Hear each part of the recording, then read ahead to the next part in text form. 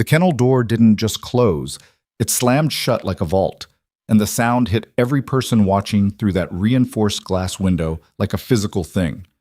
The German Shepherd on the other side of that enclosure had already put 2 handlers in the emergency room that week. It had stopped eating, it had stopped responding to commands. The military had labeled it a danger to personnel and signed the euthanasia order that morning. And now, a 31-year-old nurse in scrubs was locked inside with it, alone, no weapon, no protective gear, radio already cut, and the dog had just spotted her. It dropped its head. It charged. Every person standing at that window held their breath. Some of them had already looked away. None of them knew who Emily Dawson actually was. If this story already has you gripped, follow the channel so you don't miss what happens next. Hit like and drop a comment with the city you're watching from. I want to see exactly how far this story travels. The morning had started the way most of Emily's mornings started at Blackridge Veterans Medical Center, with someone making sure she knew she didn't belong there. She'd come in at 6:40, 20 minutes before her shift, which she did every day because the overnight nurses were always running behind, and someone needed to do the medication reconciliation before rounds. She didn't do it because anyone asked her to. She did it because the patients needed it done, and nobody else was doing it. That was more or less the story of her time at Blackridge. She was pulling charts at the nursing station when Supervisor Diane Hollis walked past, saw the stack of files in Emily's hands, and stopped. "Those are Dr. Mercer's patients," Hollis said. "I know. I'm updating the reconciliation logs before morning rounds." "That's not your assignment." Emily looked up from the chart. "It wasn't done." Hollis stared at her for a moment with the particular expression she reserved for Emily. Not quite contempt, not quite impatience. Something that blended both into something more efficient. "You're covering Ward C today. Stick to your assignment, Dawson." "The overnight team was short 2 people. The logs." "I said stick to your assignment." She put the charts back. She went to Ward C. She did her job so thoroughly and quietly that by 9 a.m., 3 different patients had asked the charge nurse to pass along their thanks to the one who actually listens. The charge nurse, whose name was Priya Nair, and who was the only person at Blackridge Emily fully trusted, relayed this information in the break room with a small, careful smile. "They love you," Priya said, pouring bad coffee from the communal pot. "Hollis just told me to stop updating logs that weren't done." "I know." Priya handed her a cup.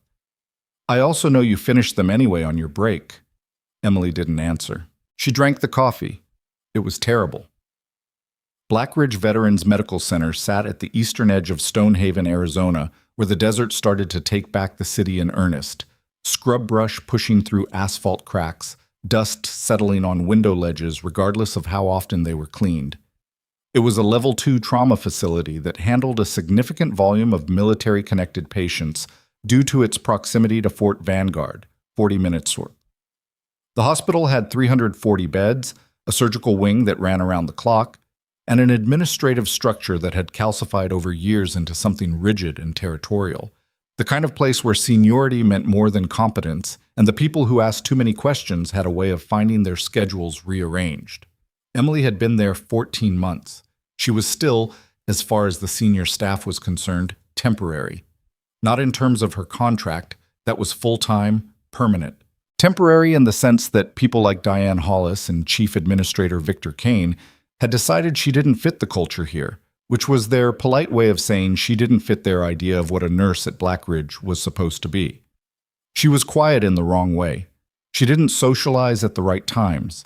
She had a habit of documenting things carefully, thoroughly, with the kind of specificity that made people uncomfortable when they suspected their shortcuts might one day be reviewed.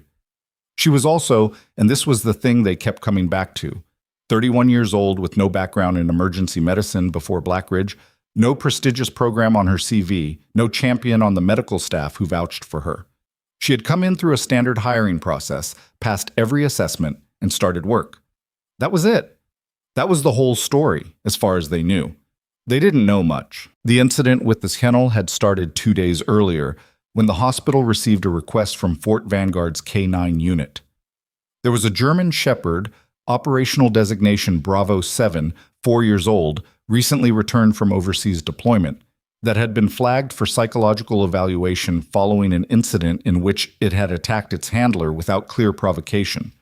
The handler had required 17 stitches.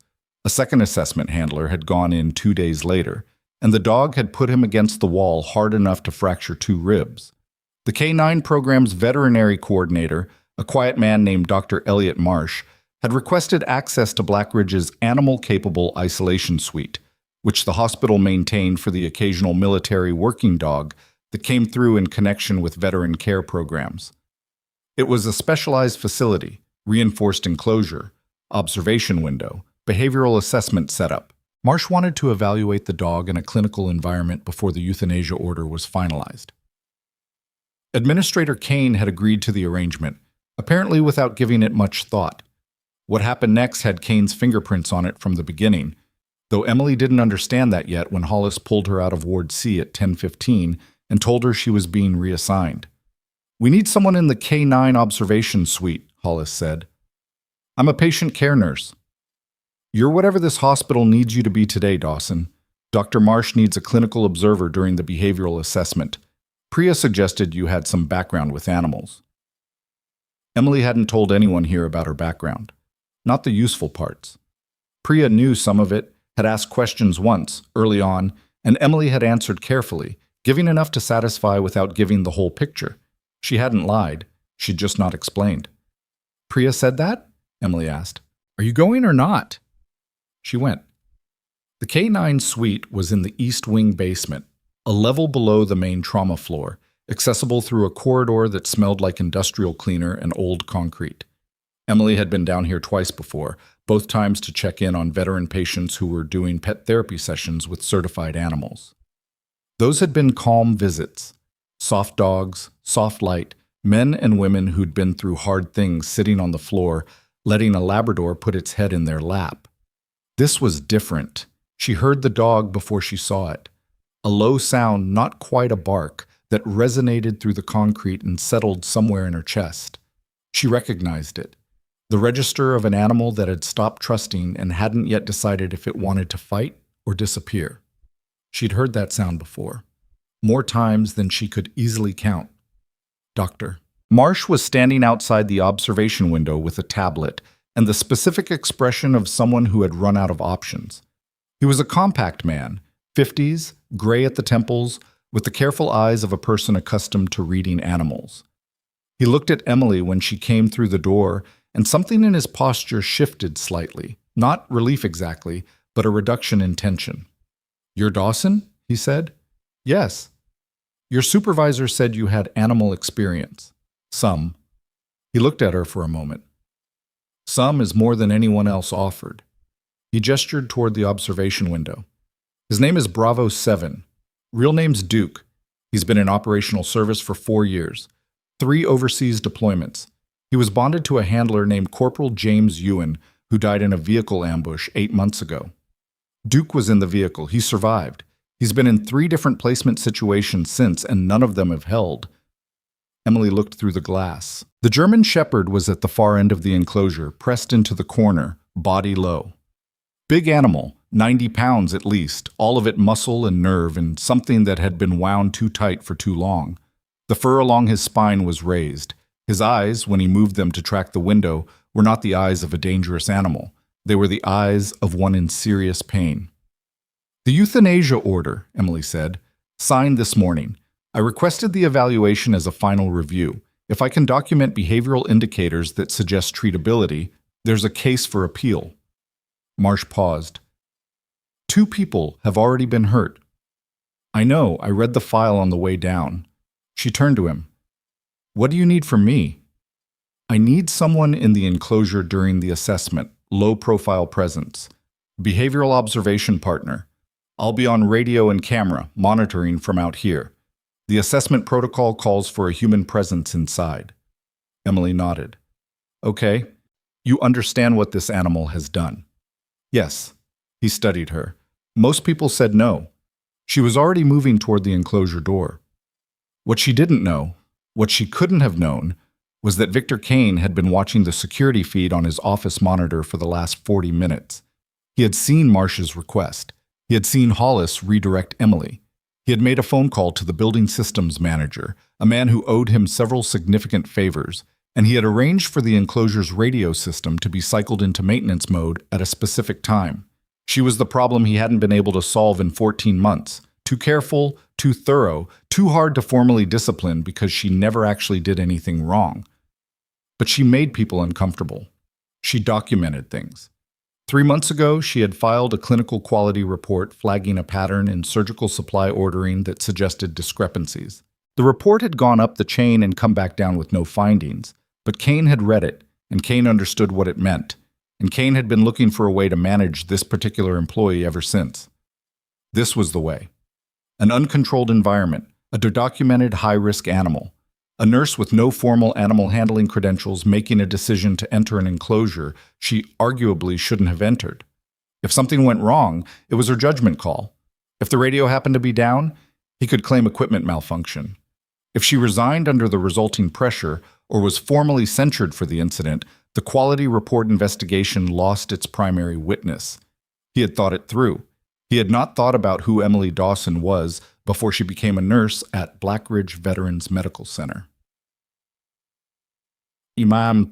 She entered the enclosure at 10:47.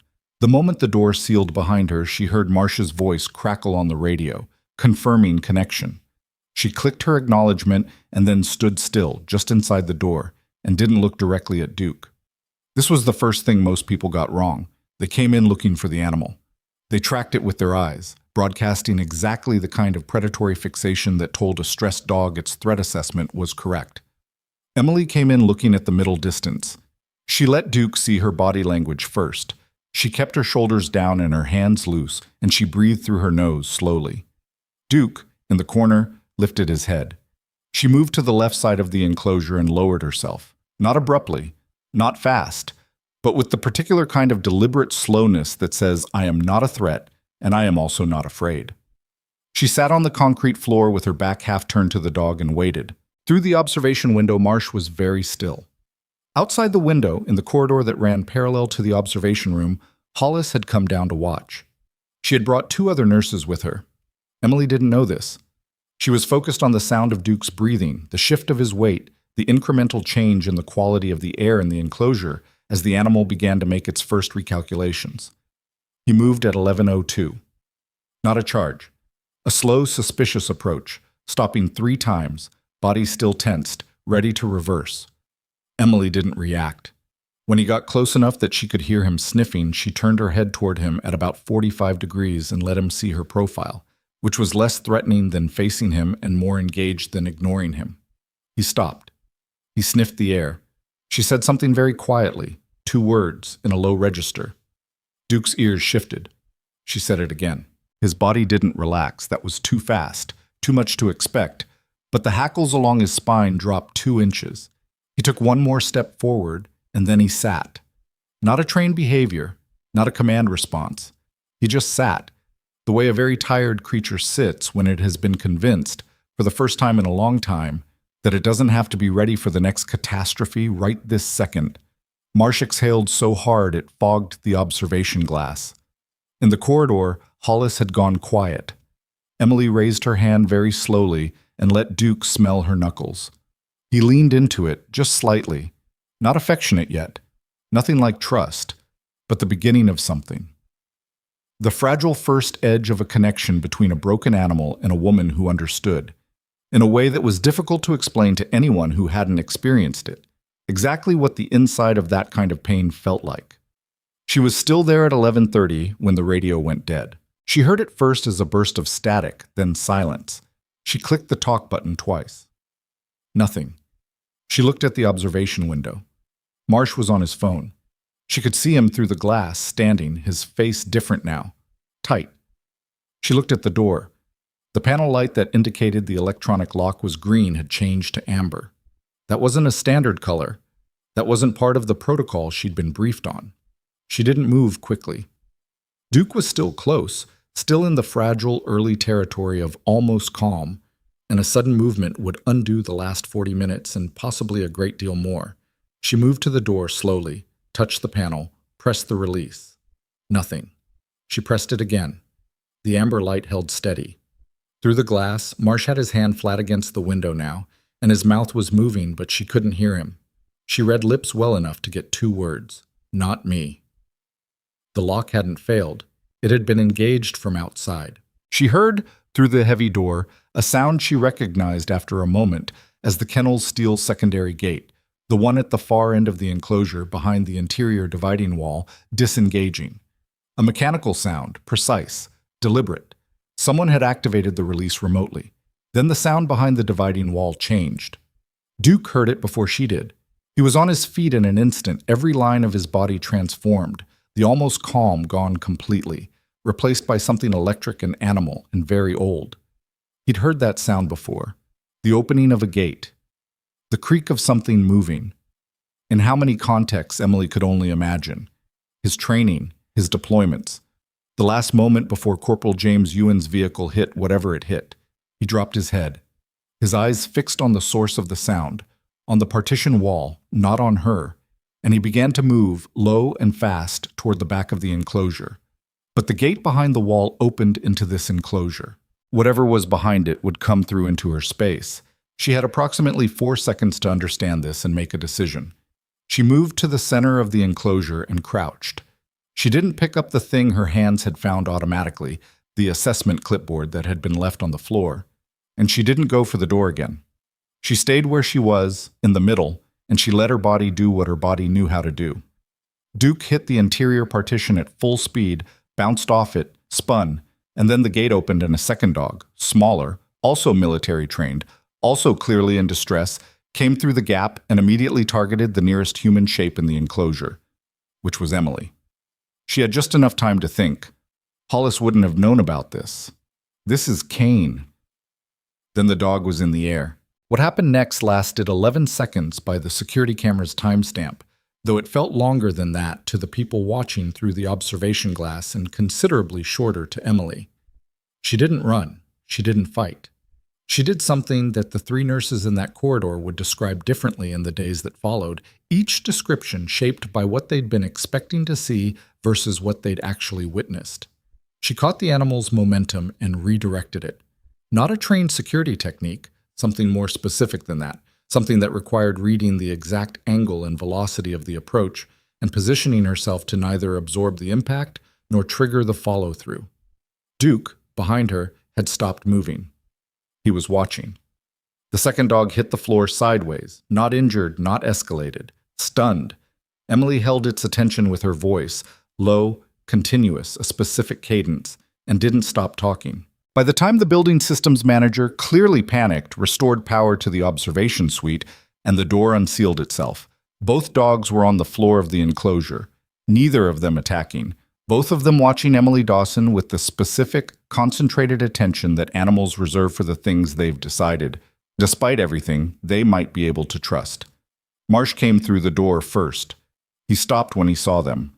He looked at Emily. She was on the floor, her scrubs dirty, her hands completely still. "Are you hurt?" he said. "No." "How?" He stopped, started again. The lock shouldn't have. Someone activated the gate remotely. The secondary kennel wasn't supposed to be. "I know," Emily said. She could hear Hollis in the corridor behind him, a rapid, half-whispered conversation on a phone. She could hear the building settling around her, the ventilation system, the particular hum of a hospital floor resuming its normal frequency after a disruption. She stayed on the floor a moment longer. Duke had lowered his head onto his front paws, 8 inches from her knee. He wasn't looking at the door anymore. She put her hand on his head. He didn't flinch. "His name isn't Bravo 7, she said quietly, to Marsh, to no one in particular. "His name was Duke, and he's going to be okay." Upstairs, in his office on the 4th floor, Victor Kane was reviewing the security feed from the enclosure. He had watched the whole thing. He understood what he was looking at. The 11 seconds. The 2 animals. The nurse sitting on the floor without a scratch on her. He picked up his phone and called his legal contact. He was going to need to get ahead of this.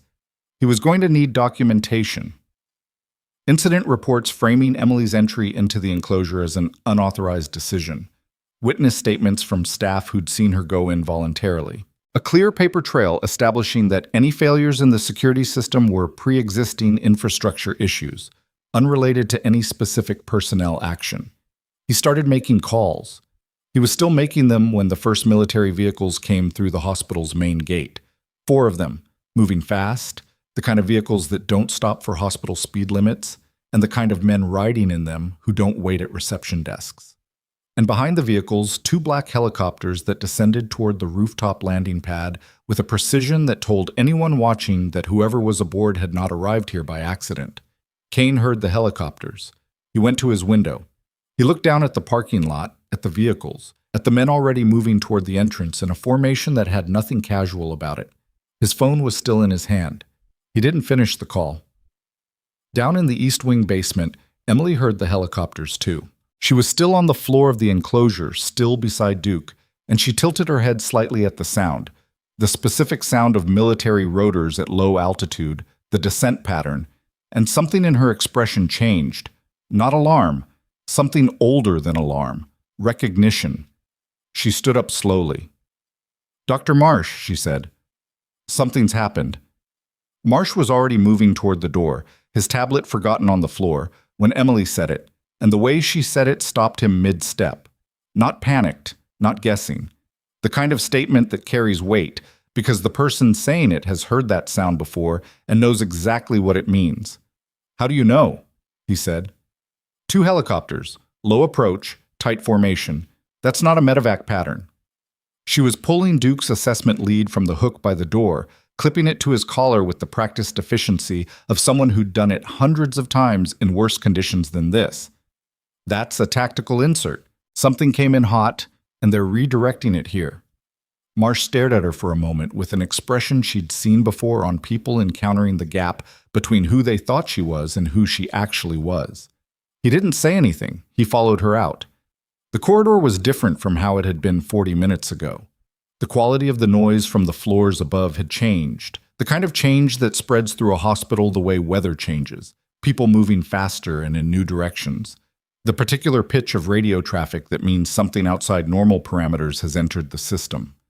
Hollis was gone from the observation corridor.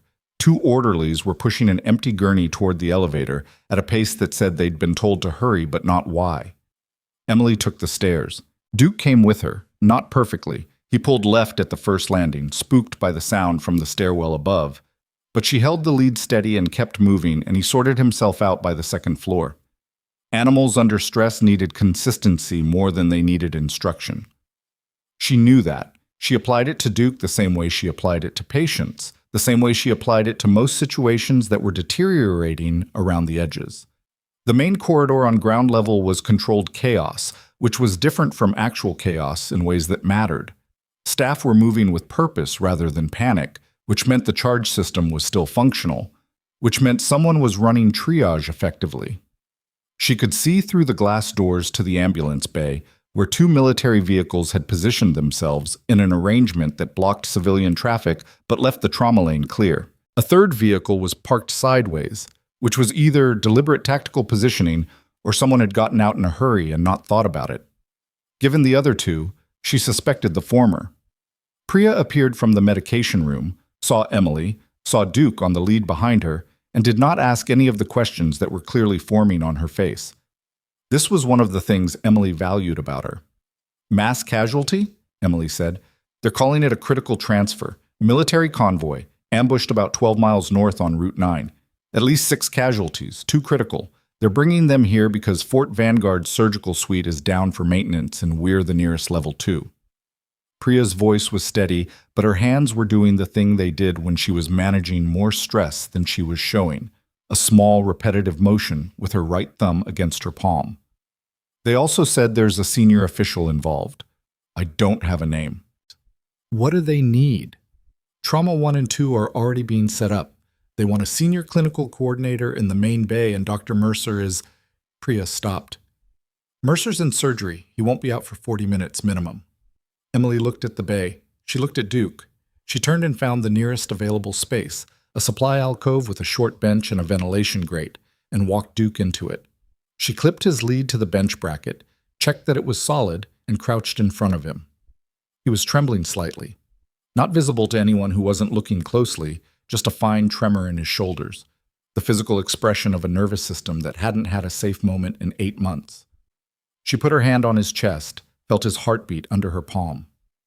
"Stay," she said quietly. Not a command tone, a reassurance. His ears flicked. He sat. She stood and looked at Priya. "Who's running the bay?" "Technically Hollis." They both paused for a moment. "Where is she?" Emily asked. "I haven't seen her in 20 minutes. Her radio's on, but she hasn't responded to 2 pages." Emily was already moving toward the bay. She went through the double doors and took in the room in about 4 seconds. The way the space was set up, who was in it, where the gaps were. 2 trauma nurses she recognized, Martinez and Kwan, were managing supply setup with the focused silence of competent people working a problem. A respiratory tech was running a ventilator check. The military medic standing near the door had his kit bag open on the counter and was doing his own inventory in parallel to the hospital's, which was sensible given that whatever they'd triaged in the field had started 14 miles out and conditions would have changed in transit. The medic looked up when she came in. His eyes did a quick read of her. Scrubs, no badge visible, dog lead still in her left hand, Duke not present but the lead's clip end showing. His face asked the question, his mouth didn't. "Emily Dawson, clinical staff," she said. "Charges unavailable. What's your field assessment?" He hesitated 1 beat, measuring her.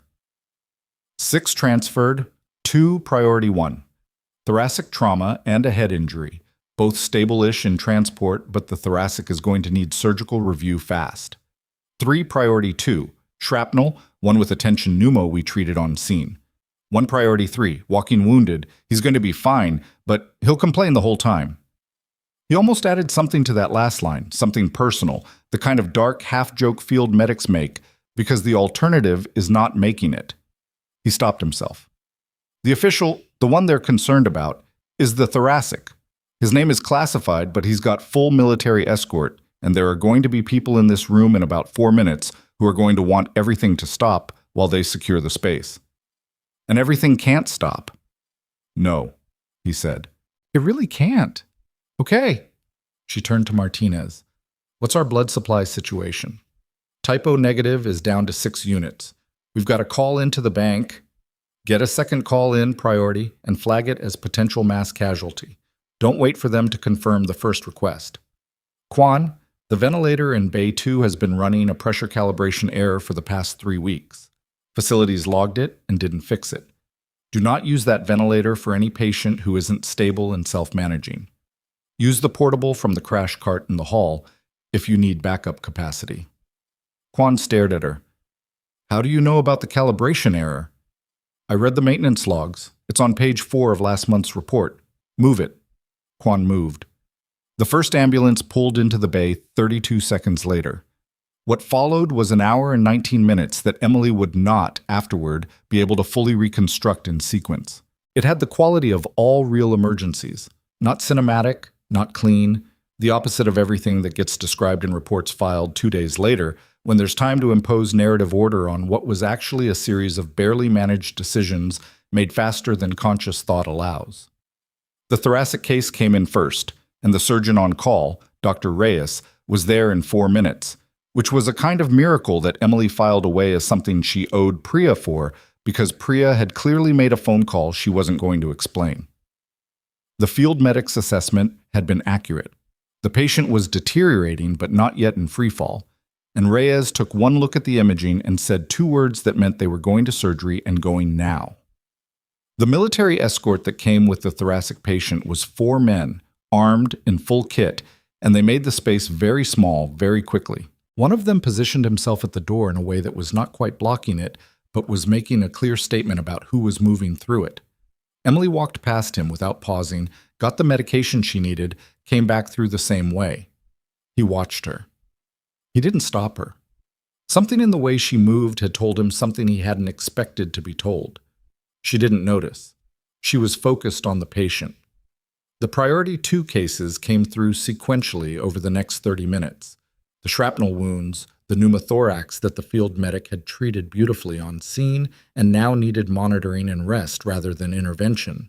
The walking wounded man who was, as advertised, vocal about his condition in a way that was mostly the sound of someone who'd been terrified for 2 hours and needed somewhere to put it. Emily managed 3 of these simultaneously with Martinez and a second nurse who'd been pulled from Ward C, and she did it without raising her voice once, without any of the particular brand of controlled panic that she'd seen consume other people in other crises. Hollis appeared at 12:37. Emily knew the time because she'd been watching the clock above Bay 2, tracking the thoracic patient's surgical timeline against what Reyes had projected. When Hollis came through the door, Emily was reading a vitals printout and didn't look up immediately. Dawson. Hollis's voice had a texture to it that hadn't been there that morning. Not quite anger, something more uncomfortable than anger. What are you doing in this bay? Clinical coordination. You were unavailable. I was handling the incident report from the kennel situation. Emily looked up then. During a mass casualty intake. The silence between those 2 sentences was about 3 seconds long and very loud. That's not your call to make, Hollis said. No, it was yours, and you weren't here to make it. Emily set down the printout. She wasn't going to do this in front of Martinez, Kwan, the military medic, and the 3 patients currently in various states of consciousness in the bays around them. She was also not, she decided, going to pretend the conversation wasn't happening. We can talk about chain of command after the critical patients are stabilized. Right now I need the blood bank status, and I need someone to check on the patient in Bay 3 who hasn't been seen in... She looked at the clock. 11 minutes. Hollis's mouth tightened, but she turned and went to Bay 3. Emily went back to the vitals printout. Martinez, who had been very carefully looking at his supply cart, exhaled slowly through his nose. It was the military medic who first asked her directly. His name, she learned in the way you learn things during controlled emergencies, in fragments, sideways, was Corporal Adana. He was good at his job in the specific way that field medics get good, which is through repetition and necessity rather than perfect conditions. And he'd been keeping pace with her through the priority 2 cases with a focused efficiency that she respected.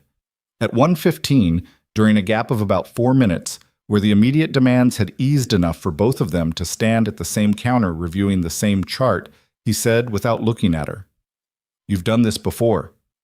"Nursing?" "Yes." "Not what I mean." She kept reading the chart. "The dog," he said. "The way you came in here. The blood bank call, the ventilator." He paused. "The way you walked past Sergeant Torres at the door." "Torres," she said. "That's the man stationed at the entrance. He doesn't let people walk past him." "He let me." "Yeah." Adana was quiet for a moment. "That's what I mean." She looked up from the chart. She looked at him directly, which she didn't always do with people she'd just met, because it tended to make them ask more questions. He was younger than she'd initially assessed, late 20s probably, with the kind of face that had been weathered beyond its years by outdoor conditions and bad sleep and the specific emotional labor of being the person other people bled on. "I've worked in high-pressure environments before nursing," she said. That was accurate. That was the most accurate thing she could say, that also revealed nothing she wasn't prepared to have become part of the hospital's institutional knowledge. Adana nodded slowly. He looked like he was going to say something else, but at that moment Torres appeared in the doorway and said, "We've got a situation in the corridor." And Adana's full attention shifted instantly, which was a field reflex she recognized. She followed. The corridor outside the trauma bay had become complicated in the way hospital corridors become complicated when institutions collide. Military protocol meeting hospital administration, each side asserting its authority over the shared space in ways that were technically civil and functionally not. The situation Torres had referenced was Victor Kane, who had come downstairs. She hadn't seen Kane in person in 6 weeks, which was approximately how long she'd been aware that the quality control report was making him uncomfortable. She knew what he looked like from staff meetings and the framed photo outside his office. A heavy-set man in his mid-50s, well-dressed in the way that people use clothing to assert authority they're not certain they actually have. The kind of administrator who had learned to weaponize process. He was standing in the corridor with 2 men she didn't recognize, both in civilian clothes, both with the particular posture of lawyers or compliance officers. And he was having a conversation with the military escort officer that had the surface texture of a professional exchange and the underlying energy of two pressure systems meeting. Understand the situation, Kane was saying.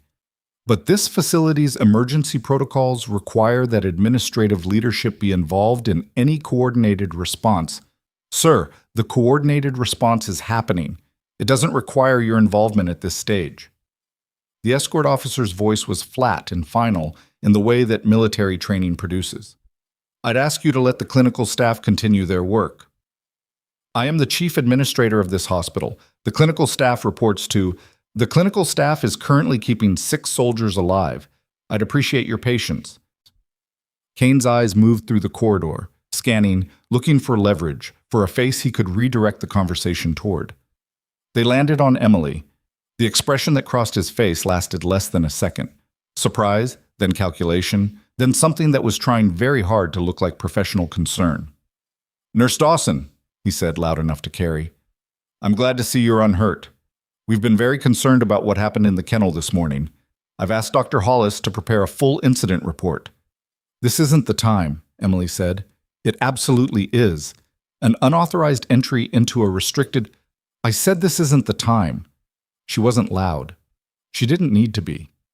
There are critical patients 30 feet from where you're standing. If you need to speak with me about an incident report, you know where my office is. She didn't have an office. Nurses at Blackridge didn't get offices. She'd made that up on her feet, and the precision of it, the calm confidence of someone claiming a space she technically didn't have, stopped Kane long enough that the escort officer stepped slightly into his sightline, and the moment passed. Emily went back through the bay doors. Behind her, she heard Torres say quietly, to no one in particular, "Who is she?" She didn't hear Adana's answer. She was already back at the chart. The colonel arrived at 2:45. She knew he'd come. She'd known it since the helicopters. Not who specifically, not this person, but someone at a level of command that warranted this response. And when command arrived at a facility in an active situation, it always came in person to assess. She'd been part of those assessments. She knew the shape of them.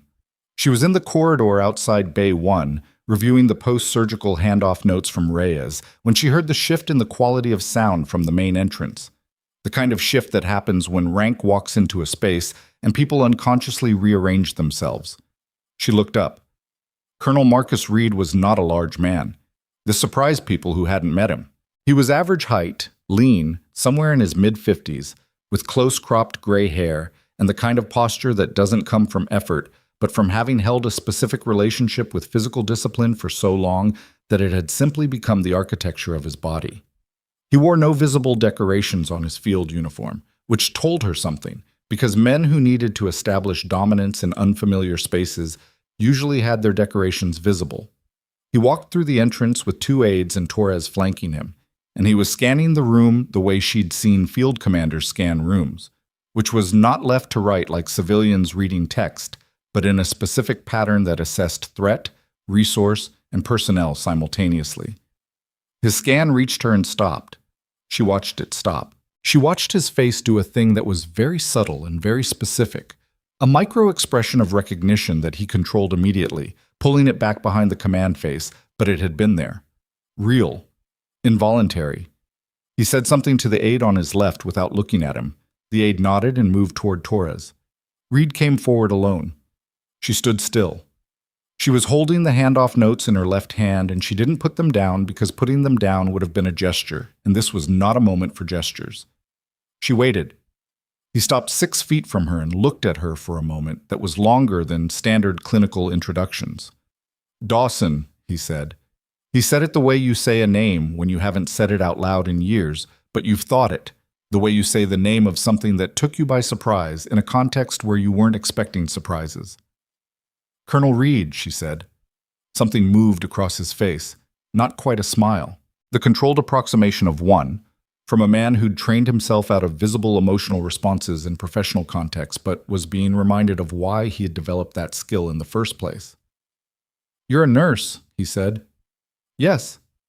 "Here." "Yes." He looked around the bay. At the controlled activity, the staff moving with the rhythm that good triage coordination produces, the specific absence of chaos in what had 40 minutes ago been a potential disaster. Then back at her. You coordinated the response, he said. It wasn't a question. The charge nurse was unavailable. The field medic briefed me. He paused. He also told me about the dog. She didn't say anything. 2 dogs, Reed said. Secondary kennel opened remotely, radio down.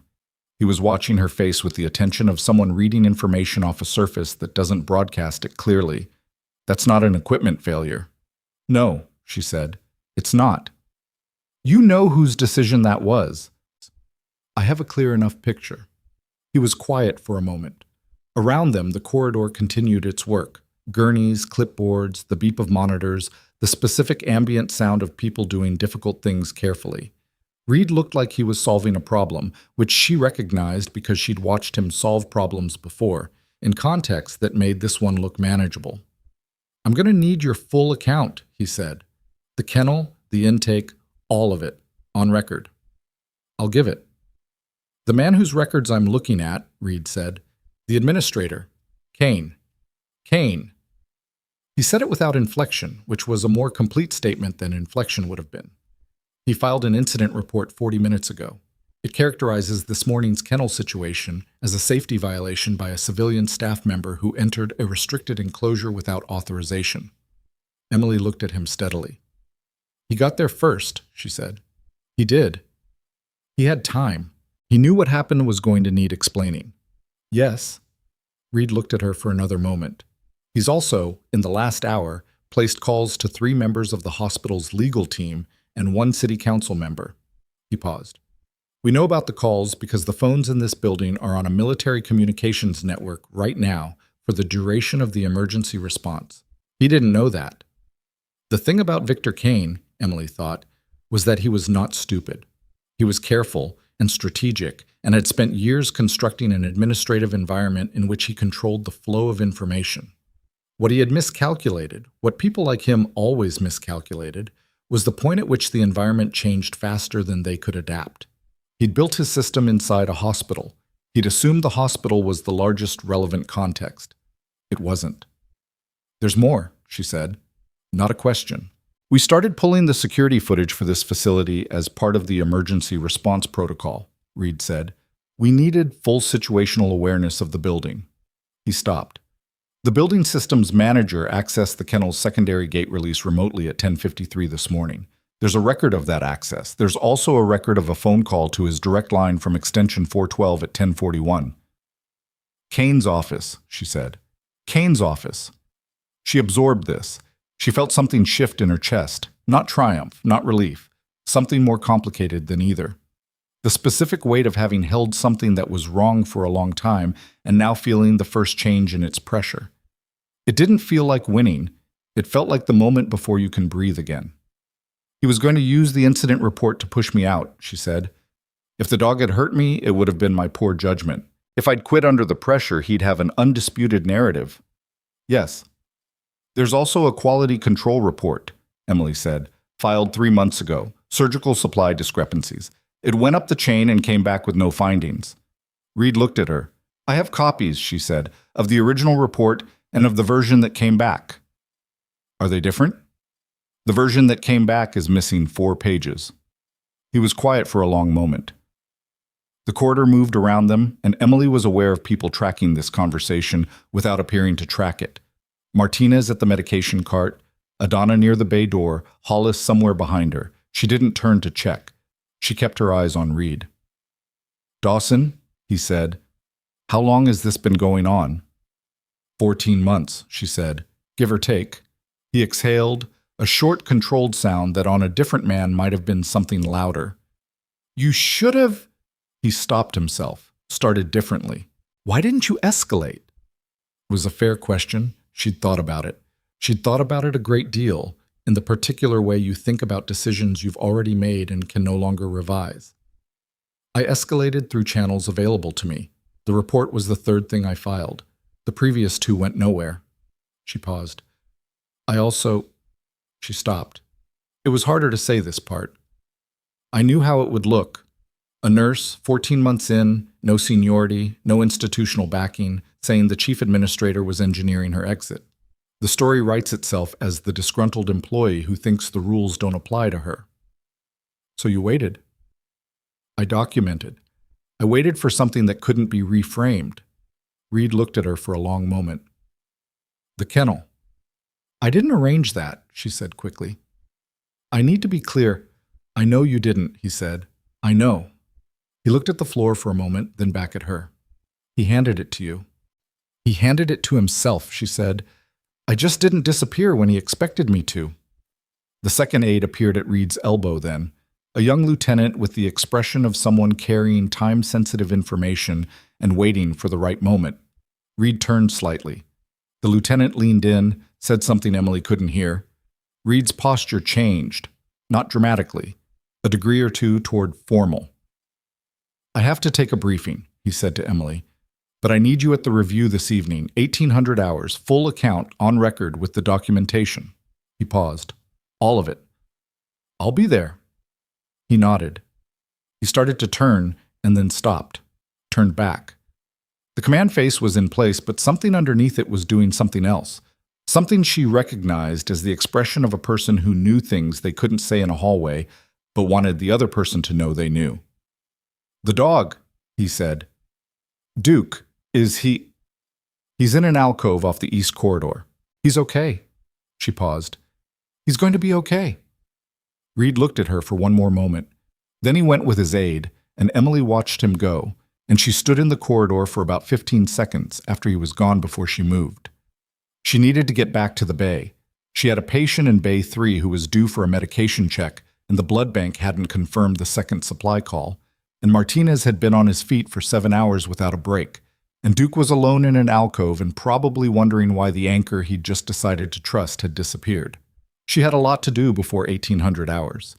She turned back toward the bay and almost walked directly into Diane Hollis, who had apparently been standing close enough to hear at least the last part of that conversation. Hollis's face had changed. The contempt that had always been the base layer of her expressions when she looked at Emily was still there, but something was growing over the top of it that Emily recognized after a moment as the first early signal of fear. The specific kind of fear that comes not from danger, but from revision, from a person realizing that the picture they've been working from has just been replaced by a different, larger picture that changes everything they thought they understood. Dawson, Hollis started. Not now, Emily said, and kept walking. She made it 12 steps before she heard the sound from behind her, from the direction of the main entrance, from the area where Kane's legal contact had been standing with 2 compliance officers 40 minutes ago. A raised voice, followed by the specific clipped tone of a military officer stating something that was not negotiable.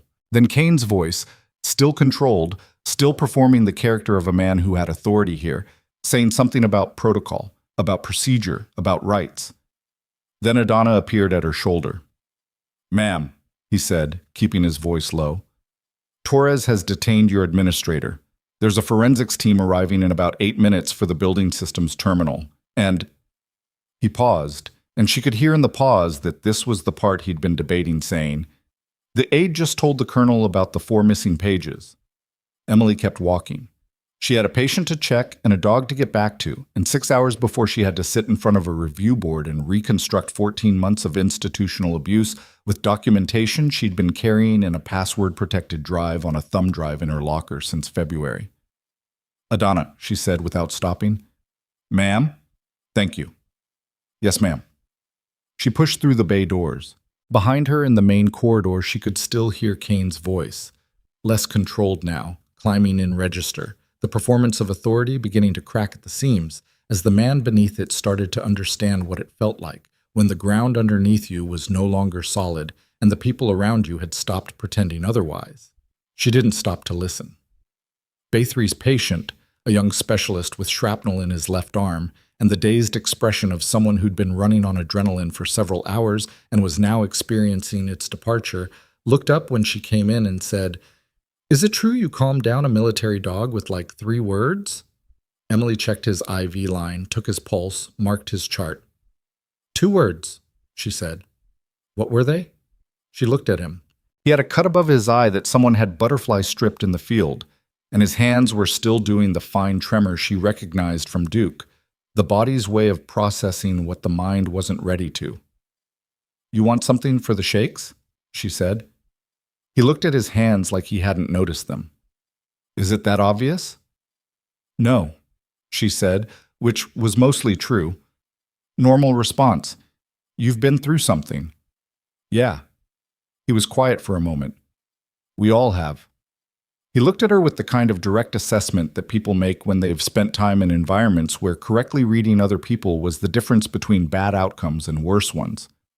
You have too, huh? Not today. I mean, in general. Emily marked the chart. Get some rest, she said. You're going to feel a lot worse before you feel better, and then you're going to feel fine. Is that what happened with you? She clicked her pen and put it in her pocket and looked at him once more before she turned to leave. She didn't answer, but she didn't say no either. The corridor outside was quieter now. The immediate emergency had moved from acute response into managed recovery, which was a different energy, still demanding, but sustained rather than spiked. She could hear from the direction of the main entrance the sounds of the building systems forensics team arriving, equipment being wheeled across the lobby's tile floor. She went to check on Duke. He was where she'd left him, in the alcove, lead still clipped to the bench bracket. He was lying down with his head on his front paws, and when she came around the corner, he lifted it and looked at her with the same concentrated, uncertain attention he'd had in the enclosure, but steadier than it had been then. Something had been established between them in that enclosure that was still holding, even across the distance and the noise and the hours between. She sat on the bench beside him. He put his head against her leg. She sat there for 4 minutes. She tracked it on the clock mounted above the storage cabinet, without doing anything. Not reviewing charts, not thinking through her documentation for the 1800 hearing, not cataloging the list of things that still needed doing before the end of her shift. She just sat, with her hand on Duke's head, and let the 4 minutes be 4 minutes. Then she stood, unclipped his lead from the bracket, and walked him back toward the east wing. She was rounding the corner toward the clinical coordinator's station when her radio, functional again since the building system's restore, crackled, and Priya's voice came through with the particular careful modulation of someone delivering information they're not certain of the full implications of. Emily, Dr. Marsh is in the coordinator's office. He says he needs to show you something from the security footage review. He says, Priya paused. He says Kane didn't just make the phone call about the kennel this morning. Emily stopped walking. Duke stopped beside her. He's been doing it for 3 months, Priya said. Different situations, different setups. The forensics team found the access logs. Another pause. Emily, the surgical supply report. They found the original filing in Kane's private administrative drive. He edited it himself before sending it back up the chain. The corridor held still around her. Somewhere, a monitor beeped. The ventilation hummed. Duke pressed slightly against the side of her leg, warm and solid, and she felt his breathing, in, out, steady. 3 months of documented interference. The quality control report altered and returned. The kennel, engineered. Whatever else was in those access logs that she hadn't found yet, hadn't known to look for. 14 months of being told, in ways institutional and personal, that she didn't belong here. That she was too quiet, too careful, too much of something that didn't fit a category they had ready for her.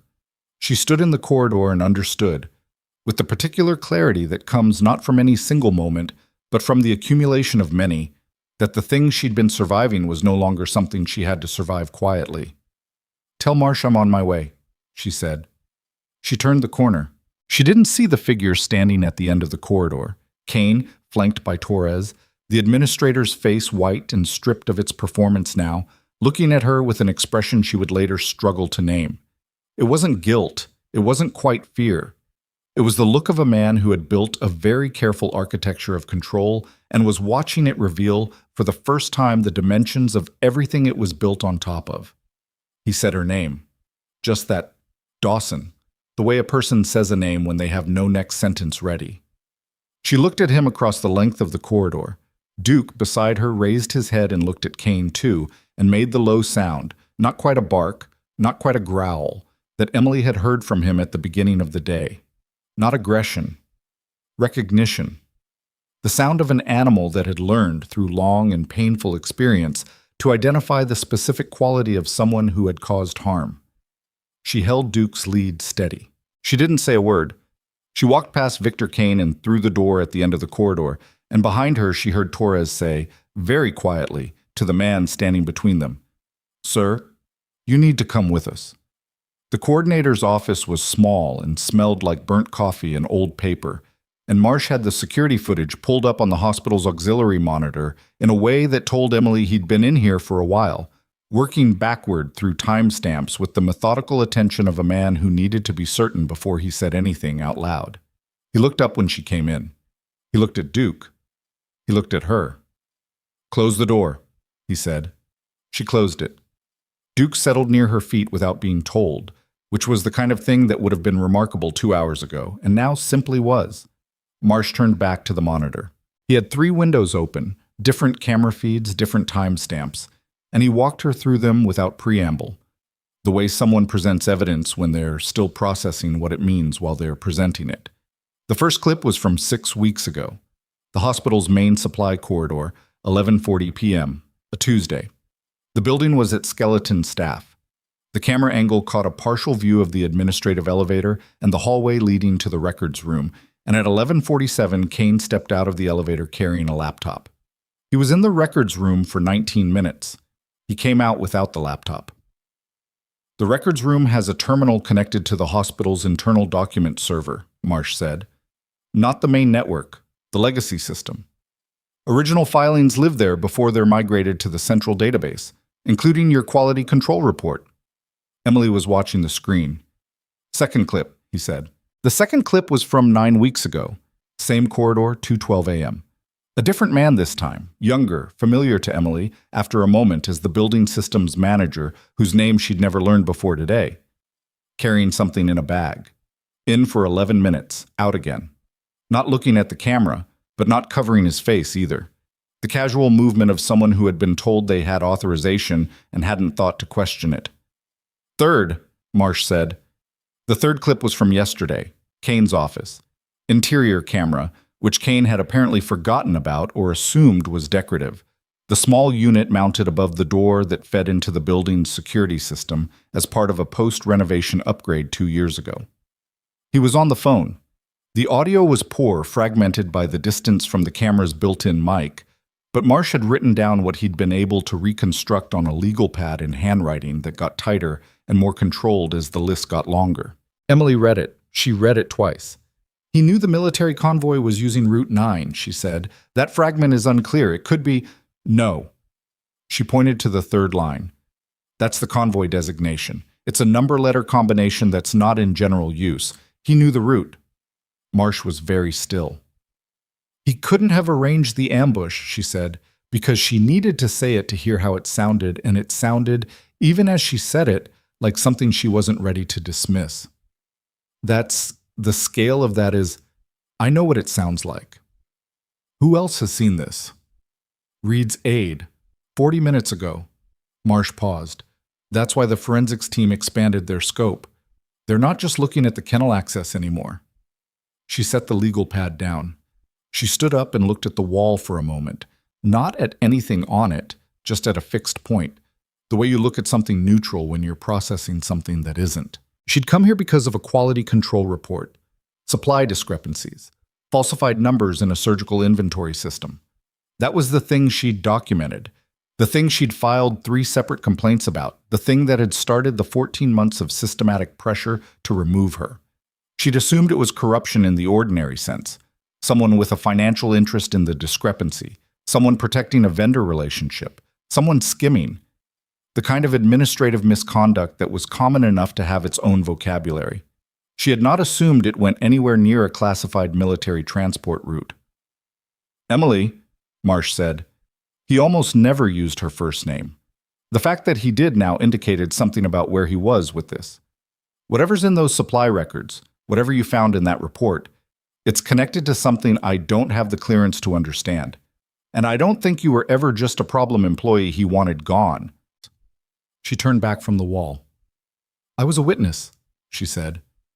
"I found the discrepancy, and I documented it, and I filed it, and he couldn't make the documentation disappear without it looking like the documentation had disappeared." She stopped. "So he tried to make me disappear instead." Marsh nodded slowly. The kennel wasn't about the kennel, she said. No. Outside the coordinator's office, the corridor sounds had shifted again. A new register of activity, purposeful, and organized in a way that was different from the trauma response. The forensics team moving deeper into the building. She could hear it through the door, the specific audio of an investigation that had just expanded in scope, and under it, fainter, what sounded like a second military vehicle arriving at the main entrance. She picked up her radio. Priya. A beat, then. Here. The patients in bays 2 and 3, are they stable? 2 is sleeping. 3's been asking about the dog again. Despite everything, something loosened in her chest for approximately 1 second. Tell him the dog is fine. Has Reed's aide been in contact with the duty officer? Someone from Reed's team was at the nursing station 10 minutes ago looking for you. I told them you were in the coordinator's office. I'm coming out. She clicked off. She looked at Marsh. The review is at 1800. They're going to want you there. I know. He was still looking at the monitor. Emily. He stopped, started again. I recommended you for this assignment this morning because Priya told me you had animal experience. I had no idea it was going to... He stopped again. It's okay? It's not, actually. He used my assessment request to put you in that room. He used a lot of things, she said. He had 14 months of practice. She opened the door. Duke was on his feet before she was fully upright, which was the dog equivalent of, I've been waiting. She took his lead. The corridor outside had 2 people in it she didn't recognize. Civilian clothes, military bearing, the specific kind of ID badges that indicated federal attachment rather than base assignment. One of them looked at her with the immediate recognition of someone who'd been briefed on what she looked like. Ms. Dawson, Colonel Reed needs you in the second-floor conference room, now. In a minute. I need to secure the dog. Ma'am, he said now. She looked at the agent. She looked at Duke. She turned back to the coordinator's office. Marsh, can you stay with him? Marsh came to the door, looked at Duke, looked at Emily. He'd spent his career with animals. He understood what she was asking. Yes. She handed the lead to Marsh. Duke looked at her when the lead changed hands with an expression that was complicated in the specific way that dogs' expressions are complicated when they've decided to trust someone and that someone is leaving. She put her hand on his head once, briefly. Stay, she said, and then quieter. I'll be back. She went with the agents. Thus, the second-floor conference room was not a conference room anymore. Someone had converted it in the last 2 hours into something closer to a command post. Additional monitors on the main table, a secure comms unit against the far wall, personnel she didn't recognize occupying positions around the perimeter. Reed was at the head of the table with his aide and a woman in civilian clothes who had the precise posture and deliberate stillness of federal law enforcement. Emily sat down when they indicated the chair across from Reed. She was still in her scrubs. She had not had anything to eat since 6:30 that morning, and she was aware of this in the abstract, the way you're aware of things your body is telling you when your mind has other priorities. Reed looked at her across the table. Tell me about the supply report, he said. All of it. What you found, when you found it, what you did with it. She told him. She laid it out the way she'd rehearsed it in her head over the past 3 months. Not emotionally, not with editorializing, just the sequence of events and what she'd observed and what she'd documented and what had happened to each document she'd filed. Reed and the federal agent listened without interrupting. The aide took notes. The personnel around the perimeter didn't move. When she finished, there was a short silence. You have the originals, Reed said. Copies. On a drive in my locker. We need those. I know. I'll get them before 1800. The federal agent leaned forward. Her name, Emily had gathered, was Vasquez. The discrepancies in the surgical supply report, the specific vendor codes you flagged. Did you run those codes? Against what database? Any. The hospital's internal system showed them as registered vendors. I couldn't cross-reference against federal procurement records from my access level. Vasquez glanced at Reed. Something passed between them. Not a surprise, more the confirmation of a thing they'd already suspected. The vendor codes are shells, Vasquez said. We've been tracing a procurement fraud network connected to military medical supply contracts for 7 months. 3 facilities, 2 states. She paused. Black Ridge was our tertiary target. We didn't have an internal source who could access the paper trail. Emily understood what that meant a half second before Vasquez said it. You found it by accident, Vasquez said. And Kane knew you'd found it, and he couldn't let you stay. The conference room held its stillness.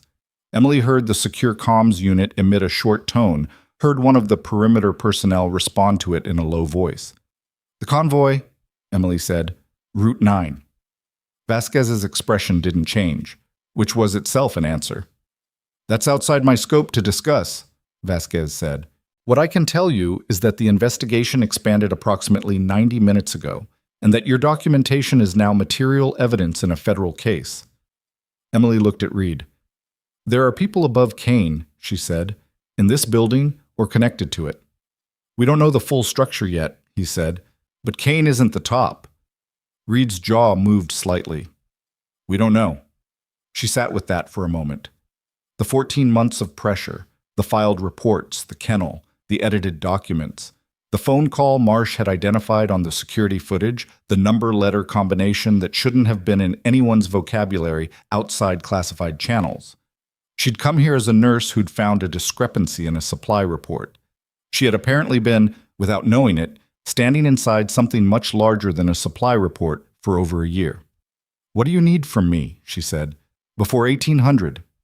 The drive, Reed said, a formal sworn statement covering everything you just told me, and he paused, and for a moment something beneath the command face surfaced briefly, something that was trying to communicate something that wasn't in the briefing. Emily? Are you all right? It was the first time he'd used her first name in front of other people. She noticed it. From the small shift in Vasquez's attention, Vasquez noticed it too. I'm fine, Emily said. That's not what I asked. She looked at him. He'd asked her a real question, not a procedural one, and he was watching her face for a real answer. This was the thing about Reed, the things she'd known about him from before, from the context that nobody in this hospital had known existed. That underneath the command structure was a person who understood that the people in his sphere were human before they were assets, and who occasionally, carefully, let that understanding show. I'm functioning, she said, which was different from fine, and they both knew it, and he nodded like it was the answer he'd expected. Go get the drive, he said. Come back. We'll do the statement. She stood. She was almost at the door when Vasquez said, Ms. Dawson? She turned. The building systems manager, Vasquez said. The man who made the remote access to the kennel gate. He's been in custody since 1400. He's talking. She paused. He says Kane told him it was a controlled safety test, that it was authorized, that no one would be hurt. Another pause. He didn't know your background. Kane didn't tell him who you were. Emily looked at her. Kane didn't know either, she said. Not fully. Nobody here did. Vasquez studied her for a moment with the assessment expression of someone whose job required accurate reading of people under pressure. That bothered you, she said, being unknown. No, Emily said. What bothered me was what they did with what they assumed. She went to get the drive. The locker room was on the ground floor past the main nursing station, and she had to pass the administrative wing to get there. The hallway outside Kane's office had 2 federal agents in it and a strip of restricted access tape across the door that hadn't been there 4 hours ago.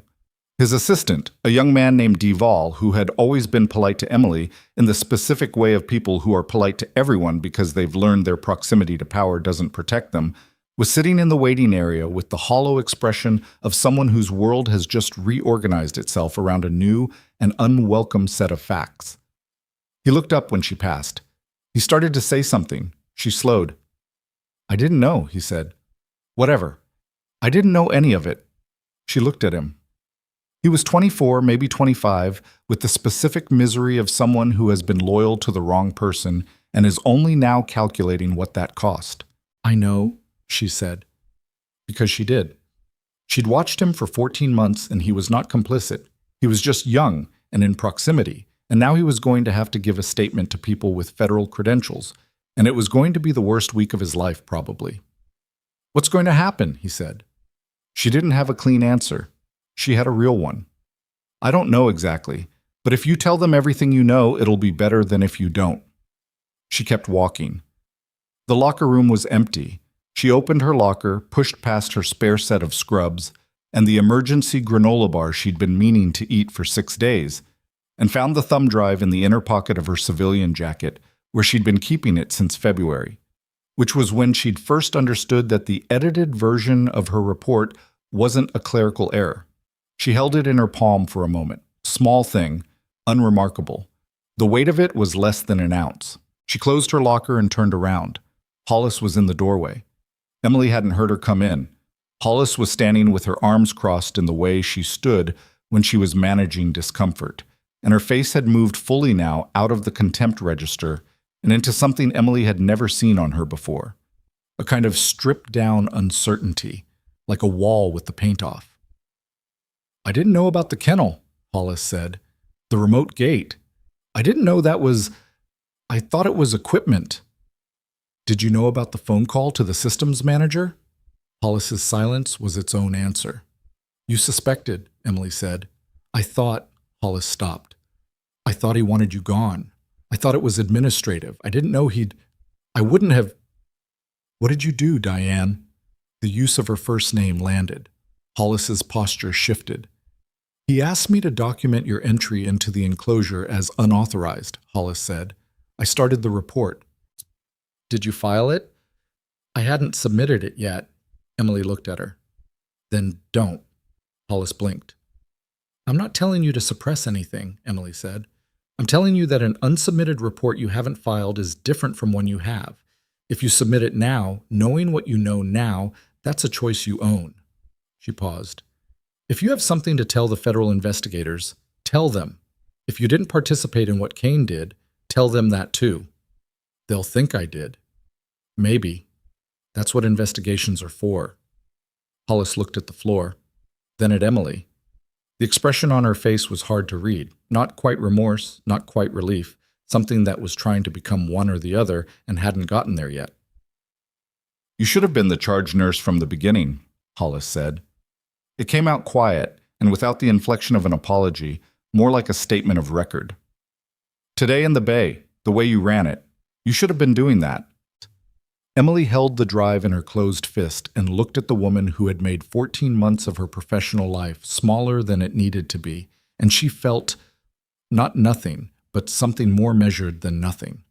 The kind of complicated response that doesn't resolve into a single emotion because it isn't one thing. "I'm going upstairs," Emily said. "I have a statement to give." She was almost past Hollis and through the door when her radio cracked, not Priya's voice this time, but Reed's aide, clipped and fast. "Dawson, we need you in the conference room immediately. New development." "I'm on my way up." "Now. Marsh is with us. He found something else in the footage." A pause. And in the pause she could hear voices in the background, multiple people talking across each other, and underneath it all the specific frequency of a situation escalating. Kane had a visitor last night. Someone who came in through the service entrance at 0200 and left at 0340. Emily was already moving. "We've identified the visitor," the aide said, "and if what we're seeing is accurate..." The radio cut out. She took the stairs at a run. She hit the second-floor landing at a run and pushed through the stairwell door, and the conference room was louder than she'd left it. Not chaotic, but pressurized in the way of a space where multiple people have simultaneously received information. They're still calibrating against what they thought they knew. Reed was standing. That alone told her something, because Reed was the kind of man who sat during briefings as a deliberate signal of control, and he was on his feet with his hands flat on the table looking at the monitor on the far wall. Marsh was in the corner with his arms crossed, and the expression of a man who wished he hadn't found what he'd found. The monitor was showing a freeze frame from the service entrance camera. Timestamp, 2:14 a.m., the previous night. The image was high enough resolution that the face was identifiable. Male, 50s, civilian clothes, a specific way of holding his body that suggested military background, even in jeans and a field jacket. Emily looked at the face. She didn't recognize him. She said so immediately because the room was waiting for her reaction and giving a false one would waste time. "I don't know him." Vasquez was at the monitor. "His name is Gerald Foss, retired colonel, Army procurement, Separated from service 4 years ago under an administrative review that got quietly closed. She tapped the screen. He's been a federal target for 6 months as a suspected coordinator in the supply fraud network. We didn't have him connected to Blackridge. Until now, Reed said. Until now. Vasquez turned from the screen. Kane and Foss have a documented prior relationship. They overlapped at Fort Braxton 11 years ago. We'd flagged the connection but couldn't tie it to active coordination. She looked at Emily. The visit last night ran 90 minutes. We have audio fragments from the service corridor mic. Not a full transcript. It's partial, degraded, but we have enough. She hit play. The audio was bad. Ambient noise, the hum of a building at night, two voices trying to be quiet in an enclosed space, which always has the paradoxical effect of making them more distinct. What came through in fragments was enough. Kane's voice, anxious in a register Emily had never heard from him before, talking about a timeline. Foss's voice, lower, steadier, saying something that included the words clean, and before they pull the logs, and something that might have been a name or might have been a designation, unclear. Then, cleaner than the rest, Kane. She's not gonna let it go. I've tried everything short of... And Foss. Then we escalate. You know what that means. The room was quiet when Vasquez stopped the playback. Emily understood what she'd just heard and felt the understanding settle into her body in a way that was cold and specific. Escalate. In the context of the kennel, of edited documents, of a man who'd already arranged for a controlled space to become uncontrolled, escalate meant something she didn't want to name in a room full of people, but whose shape was entirely clear. He was warned, Reed said. His voice was flat in a way that indicated he was managing something. Foss told him to move faster before the forensics team pulled the server logs. Which they pulled this morning, Vasquez said, because of the convoy, which Foss likely didn't anticipate. Can you connect Foss to the convoy? Emily said. Vasquez looked at her steadily. That's an active federal investigation. I know what it is. Can you connect him? A beat. We're working on it. Which meant yes, or close enough to yes that the distinction was procedural rather than substantive. Emily stood with that for a moment, the full shape of it, the thing she'd been standing adjacent to for 14 months without knowing the dimensions. A procurement fraud network running through military medical supply contracts, using falsified vendor records, with at least one administrator at a connected facility maintaining the cover and removing witnesses who got close to the paper trail. She had found a discrepancy in a supply report. She had filed it through the correct channels. She had been methodically, deliberately targeted for removal by a man who was himself being directed by someone with more reach and more to lose. Where's Foss now? She said. We had a team at his last registered address as of 90 minutes ago, Vasquez said. He's not there. He ran, Reed said. Not a question. Probably when the convoy response went to Blackridge and he realized the military footprint here was larger than Kane had told him to expect. Vasquez's voice was professionally neutral. We have coverage on his known contacts and financials. He won't get far. Emily looked at Reed. Kane knows Foss is in the wind. Probably. Which means Kane knows his insulation is gone. Whatever Foss was going to do to protect their arrangement, Kane can't count on it anymore. Reed nodded slowly. He's going to try to make a deal, Emily said, before the federal case is fully built. He's going to offer something in exchange for reduced exposure. People in his position usually do, Vasquez said. The question is what he has to offer. Emily looked at the monitor, at the frozen frame of Foss in the service corridor, the posture of a man who had operated for a long time in spaces where he understood the angles. And whether what he knows is worth more than what you can already prove. Vasquez looked at her with the careful attention of someone reassessing their read of a person. You've done this before too, she said. Not accusatory, genuinely observational. Different context, Emily said. Same shape. Reed's aide appeared at his shoulder. The aide said something low, and Reed turned to the secure comms unit on the wall, and for a moment the room subdivided, Vasquez moving to her own phone, the perimeter personnel shifting, the aide typing something on a secondary terminal. Emily stood in the middle of it and breathed. She was still holding the thumb drive.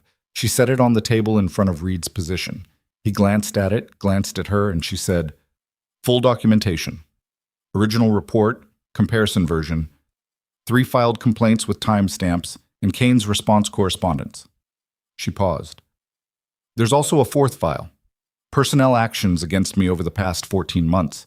Schedule changes, write-ups, unfounded complaints. I documented everything in sequence." She had done this the way she did most things, quietly, consistently, without announcing it, in the evenings after shifts when she was alone in her apartment with her laptop and the particular focused attention of someone who understood that the record you create is the only thing that can't be argued with later. Vasquez, still on her phone, glanced at the drive. Something shifted in her expression. Recognition of a different kind, the expression of an investigator encountering evidence better organized than they expected, and understanding what that meant about the person who'd compiled it. The aide looked up from the terminal. "Colonel, Kane's legal representative is requesting a formal interview with federal counsel. He's citing cooperation." The room went quiet. Reed looked at Vasquez. Vasquez had ended her call and was looking at the table with the specific expression of someone performing rapid calculations. "He's moving fast," she said. "He knows Foss is gone," Reed said. "What does he have?" the aide asked. "That's what the interview is for." Vasquez picked up the thumb drive from the table, looked at it. "This changes the interview," she said to Emily. "Whatever Kane thinks he's offering, you've already documented it. He doesn't have the leverage he thinks he has." "Good," Emily said. The formal interview with Kane happened at 16:30 in a room Emily wasn't in and wasn't supposed to know the details of, except that Priya texted her at 16:47 with the message, "He looks terrible. Someone told me he asked for water twice, and they took 20 minutes to bring it," which was not exactly intelligence, but told her something about the temperature of the room. She spent the hour between the conference and the interview doing the job she'd come in to do that morning.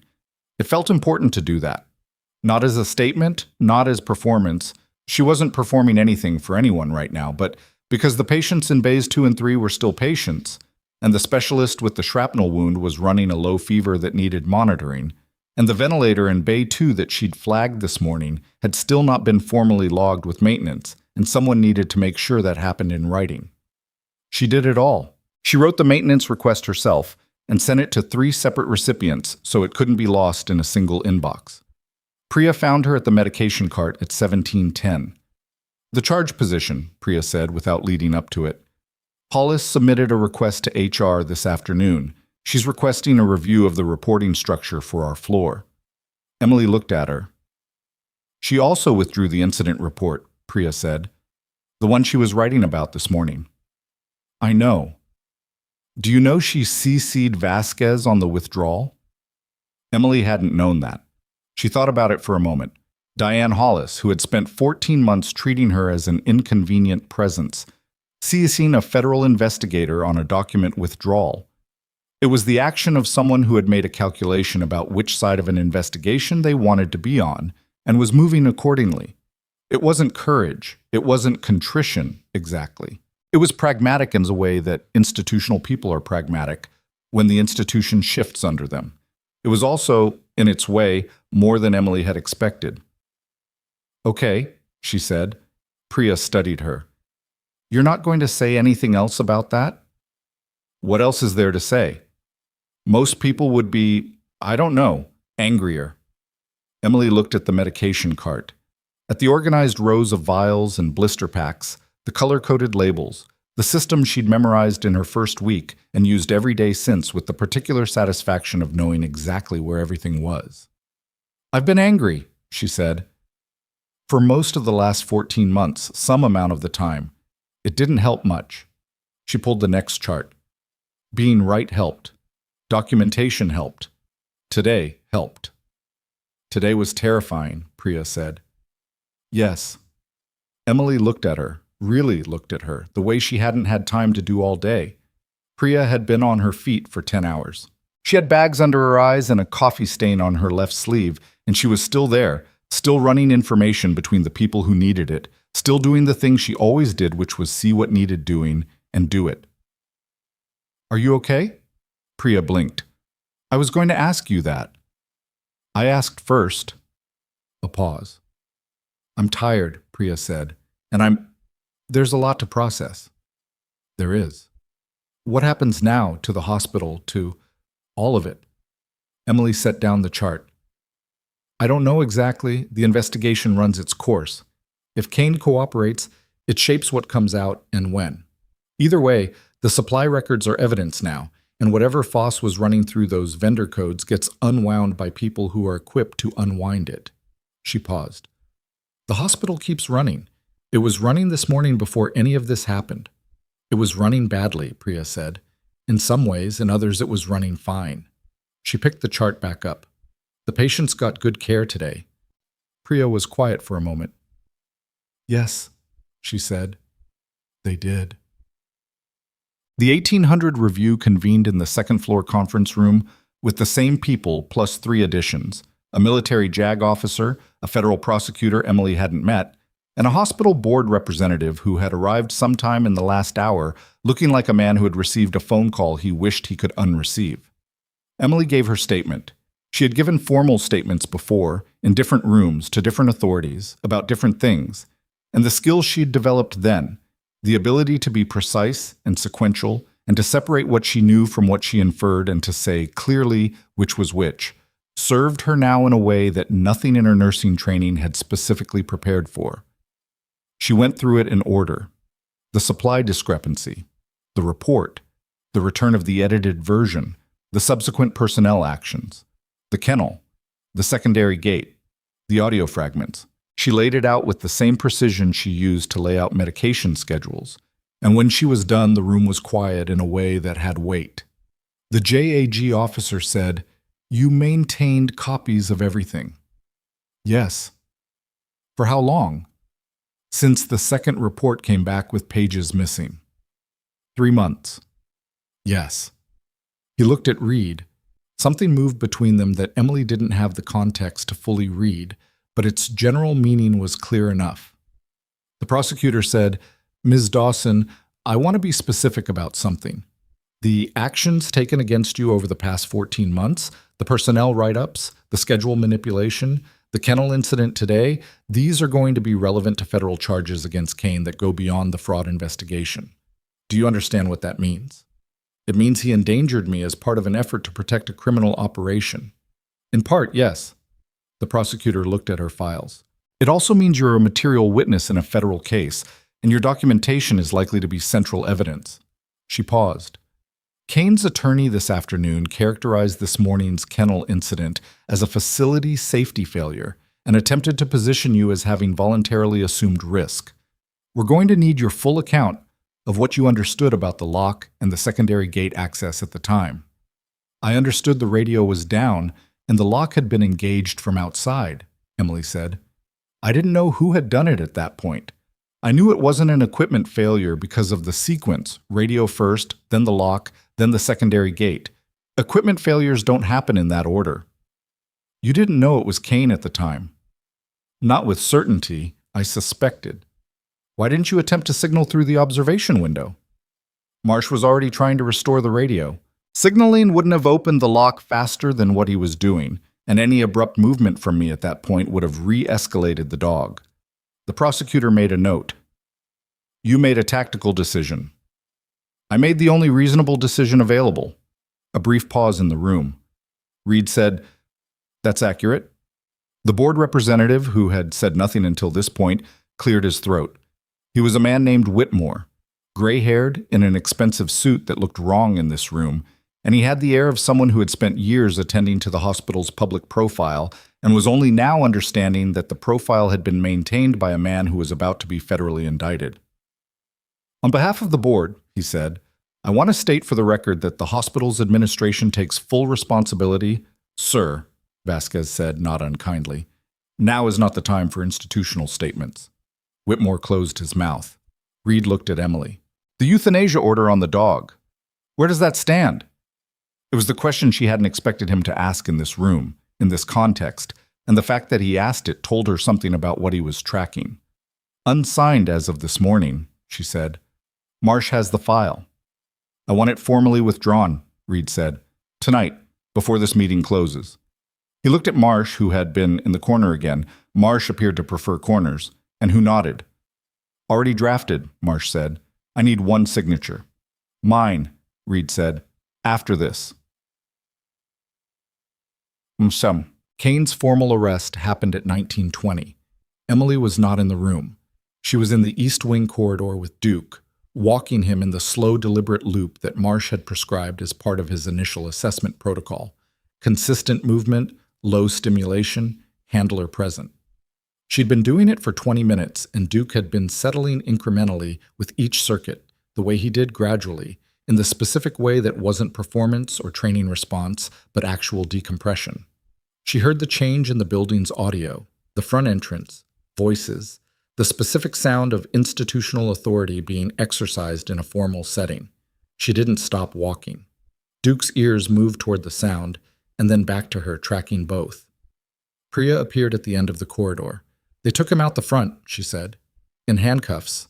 She paused. A lot of people saw. Emily kept walking. Duke kept pace with her.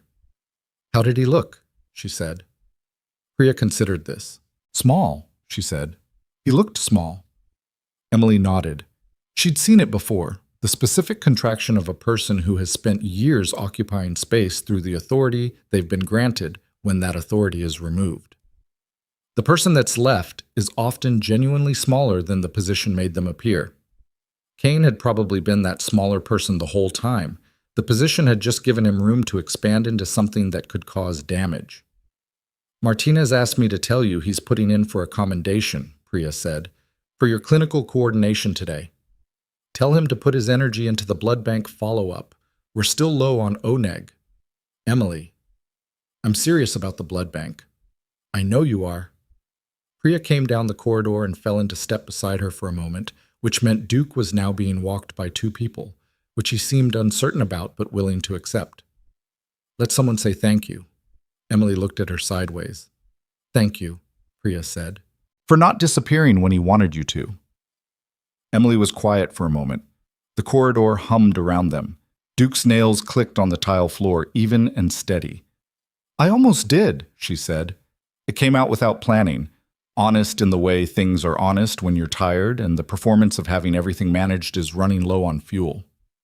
3 months ago, after the second report came back, I almost decided it wasn't worth what it was costing. What stopped you? She looked down at Duke. He was walking with his head up now, still cautious, still monitoring the environment with the hypervigilance of an animal that had learned the world was unpredictable, but moving. Forward. 1 foot.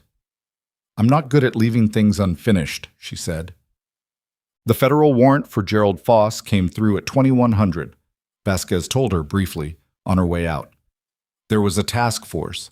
There were 3 coordinated locations being searched, and the structure of the procurement fraud network was broader than the 6-month investigation had initially indicated. She didn't give details. She gave Emily a card with a federal case number on it and told her she'd be contacted within 72 hours for additional statement processing. Emily took the card. One more thing, Vasquez said at the door.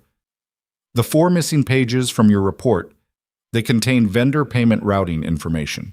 We've been trying to find that routing for 4 months, she paused. You had it the whole time. I had a copy, Emily said. You had a copy, Vasquez agreed. She looked at her for a moment. You're going to be in a federal proceeding for a while, Ms. Dawson. I want you to know that's not a punishment. It's... She seemed to consider her words. Your 14 months of documentation is better than most of what professional investigators produce. I want it on record that I said that. She left. Emily stood in the corridor. She was aware, standing there, of how much of her body had been holding itself together all day through the specific kind of will that doesn't announce itself but costs something. The shaky quality that's underneath the functional surface, that you don't feel until you stop. She stood with it for a moment, didn't try to push it down, didn't try to name it, just let it be what it was, which was exhaustion and relief and something more complicated than either. The particular aftermath of a day in which everything you'd been carrying for a very long time had finally been seen by people with the authority to do something about it. Duke pressed against her leg. She put her hand on his head. She was still standing there when Reed's aide found her and said the colonel needed 1 more minute of her time before he left the building. She followed the aide back to the conference room, which was emptier now. Whitmore gone, the extra personnel gone, just Reed and a single aide packing up the comms equipment. Reed looked at her when she came in. He looked at Duke. He looked at her again with the expression she'd seen twice today, the one that was doing several things at once, controlled in its presentation, but not fully controlled underneath. "The review board at Fort Vanguard," he said. "Formal proceedings. Kane's conduct, the fraud network, your documentation. It convenes in 10 days. He paused. "They're going to want you there. Full account, on record, in front of the board. I'll be there." "It's going to be public," he said. "The board proceeding is closed, but the outcome, the formal findings, those go into the public record." He watched her face. "Everything that's been said about you here, every write-up, every characterization Kane put into your personnel file, those get reviewed, officially, on record." She understood what he was telling her. Not just that the board would review them, that they would be contradicted by the same institutional record that had been used to build them, formally, publicly, permanently. "Okay," she said. He nodded. He started to turn to the aide and then stopped. "Emily." He said it the way he'd said it before, the weight of a name in context. "When this is done, the board, the federal case, when the procedural part is finished," he paused. He was choosing words with the care of a man who doesn't often have to choose them carefully because he usually just says what he means. "There are programs, Fort Vanguard, K9 rehabilitation, veteran support coordination. We've been underfunded and understaffed in ways that have consequences." He glanced at Duke. "We could use someone who knows what they're doing." She looked at him. "I'm a nurse," she said. "You're a lot of things," he said. "Nursing is one of them." She held that for a moment. Duke was looking at the door, not anxiously, just the curiosity of an animal that understood that the day was winding toward something, though it didn't know what. "Let me get through the board proceeding first," she said. "Fair," Reed said. He left. The aide followed. The room was quiet. Emily stood for a moment in the emptied conference room with the dog that had stopped trusting the world for 8 months and decided, today, in an enclosure with a locked door and a broken radio, to try again. She thought about the thumb drive, now in federal custody. The 4 missing pages. 14 months of documentation, sitting in a password-protected file, waiting for a context in which it could finally mean something. She thought about what she'd told the specialist in Bay 3. "You're going to feel a lot worse before you feel better, and then you're going to feel fine." She picked up Duke's lead. She was almost at the door when her phone buzzed. She pulled it out, expecting Priya, expecting Vasquez, expecting the next procedural step in the long chain of procedural steps that the next 10 days were going to be. The number was a Stonehaven area code she didn't recognize. She answered. A voice she didn't know. Male, middle-aged, slightly breathless in the way of someone who's been waiting to make a call and has finally made it. "Is this Emily Dawson?" "Yes." My name is Robert Ewan. James Ewan was my son." A pause. "The people at Fort Vanguard told me you were with Duke today, that you're the reason he's still—" He stopped. "I've been trying to find out what happened to him for 8 months. Since James—" Another stop. Emily stood in the doorway with her hand on the doorframe and Duke beside her, and the weight of the day in her body, and she understood. In the way you understand things that aren't simple. That this was the thing underneath all the other things. The reason Duke couldn't find a placement. The reason he'd stopped eating, stopped responding, started attacking. He'd been looking for the one person who was gone, and finding no one who could tell him what had happened or what came next. "Mr. Ewan?" she said carefully. "Yes. I'm with him. Is he going to be okay?" She looked at Duke. He was looking up at her with the quiet, uncertain attention of an animal doing the hard work of deciding to trust again. And she felt the question in a way that went past the clinical and into something older and more fundamental. "Yes," she said. "He's going to be okay." Silence on the line, then, "I have things. James's things. His vest, There are things that were Duke's. Gear. A specific toy I didn't know where to send them. I've had them for 8 months. Emily closed her eyes for 1 second, opened them. I'll give you an address, she said. Send them to me. I'll make sure he gets them. She was still on the phone with Robert Ewan, writing down his contact information on the back of Vasquez's federal case card, when she heard, from somewhere below, from the direction of the administrative wing, a sound she couldn't immediately identify. Not an alarm, not a medical emergency. Footsteps, fast, and a voice she almost recognized, and then another voice she recognized completely. Torres, sharp and commanding, and under it a third voice that was higher and urgent in the specific register of someone delivering information they'd just received and hadn't fully processed yet. She ended the call. She looked at Duke. She went to the stairwell and looked down toward the ground floor. Vasquez was in the lobby, coat half on, phone to her ear, face arranged in the expression of someone receiving news that changes the operational picture. Beside her, Torres. And beside Torres, the aide who had been packing the comms equipment 60 seconds ago, holding a printout. Emily came down the stairs. Vasquez looked up. Voss, she said. He didn't run. Emily looked at her. He came here, Vasquez said. He's in the building. The word here landed differently than most words land. Not abstract, not a future problem. Here, in this building, in the same building where the patients from the convoy were still in recovery beds, where the forensics team had been working for hours, where Duke was standing beside her with his lead in her hand, and the evening had seemed, for exactly 4 minutes, like it was winding towards something manageable. Where? Emily said. Service level, East Wing. Vasquez was already moving, phone still at her ear, her other hand signaling Torres in a shorthand they'd clearly developed before today. He used a contractor badge, old access credential, probably from the renovation 2 years ago. The system flagged it on the way in, but the alert went to the building systems terminal, which has been offline since the forensics team. He knew that, Emily said. Vasquez looked at her mid-stride. He knew the terminal was offline. That's why he came in tonight and not earlier. Emily was moving too, not following Vasquez exactly, moving in parallel, because she knew the East Wing service level in a way that Vasquez didn't. She'd been down there twice today. She knew the layout, the alcoves, the specific configuration of the K9 suite, and the coordinator's office, and the corridor that connected them. What does he want? The server terminal in the records room is on the legacy system, Vasquez said. Separate from the forensics team's access point. If he's carrying any kind of overwrite device. He's going for the original filing, Emily said. The supply report. My original. Vasquez stopped walking for 1 second, looked at her.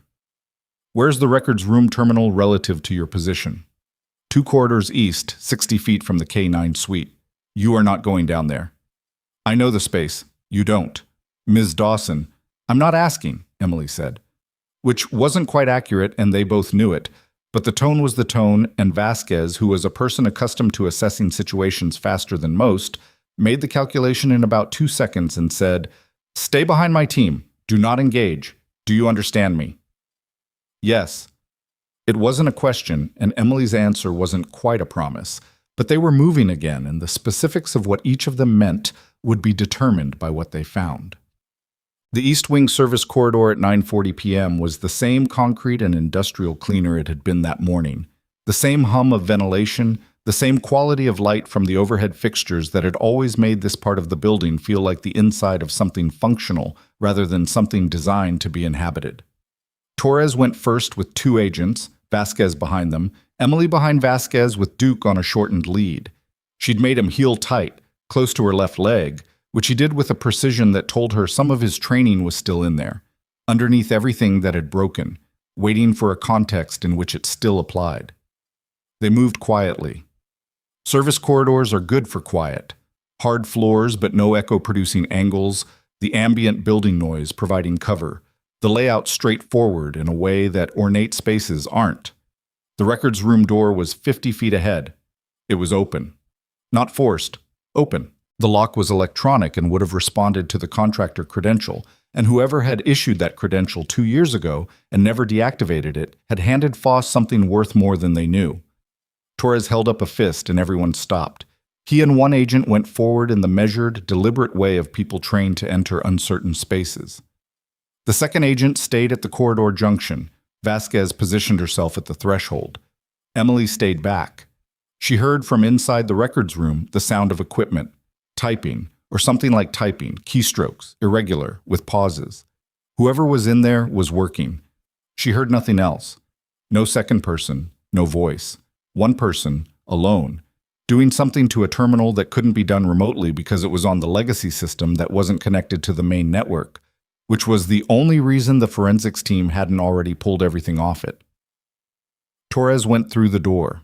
There were 4 seconds of very specific sound, movement, a voice she didn't recognize issuing a command in the flat mandatory tone of a federal officer, something hitting the floor, something else that was the acoustic signature of a person being physically stopped mid-motion.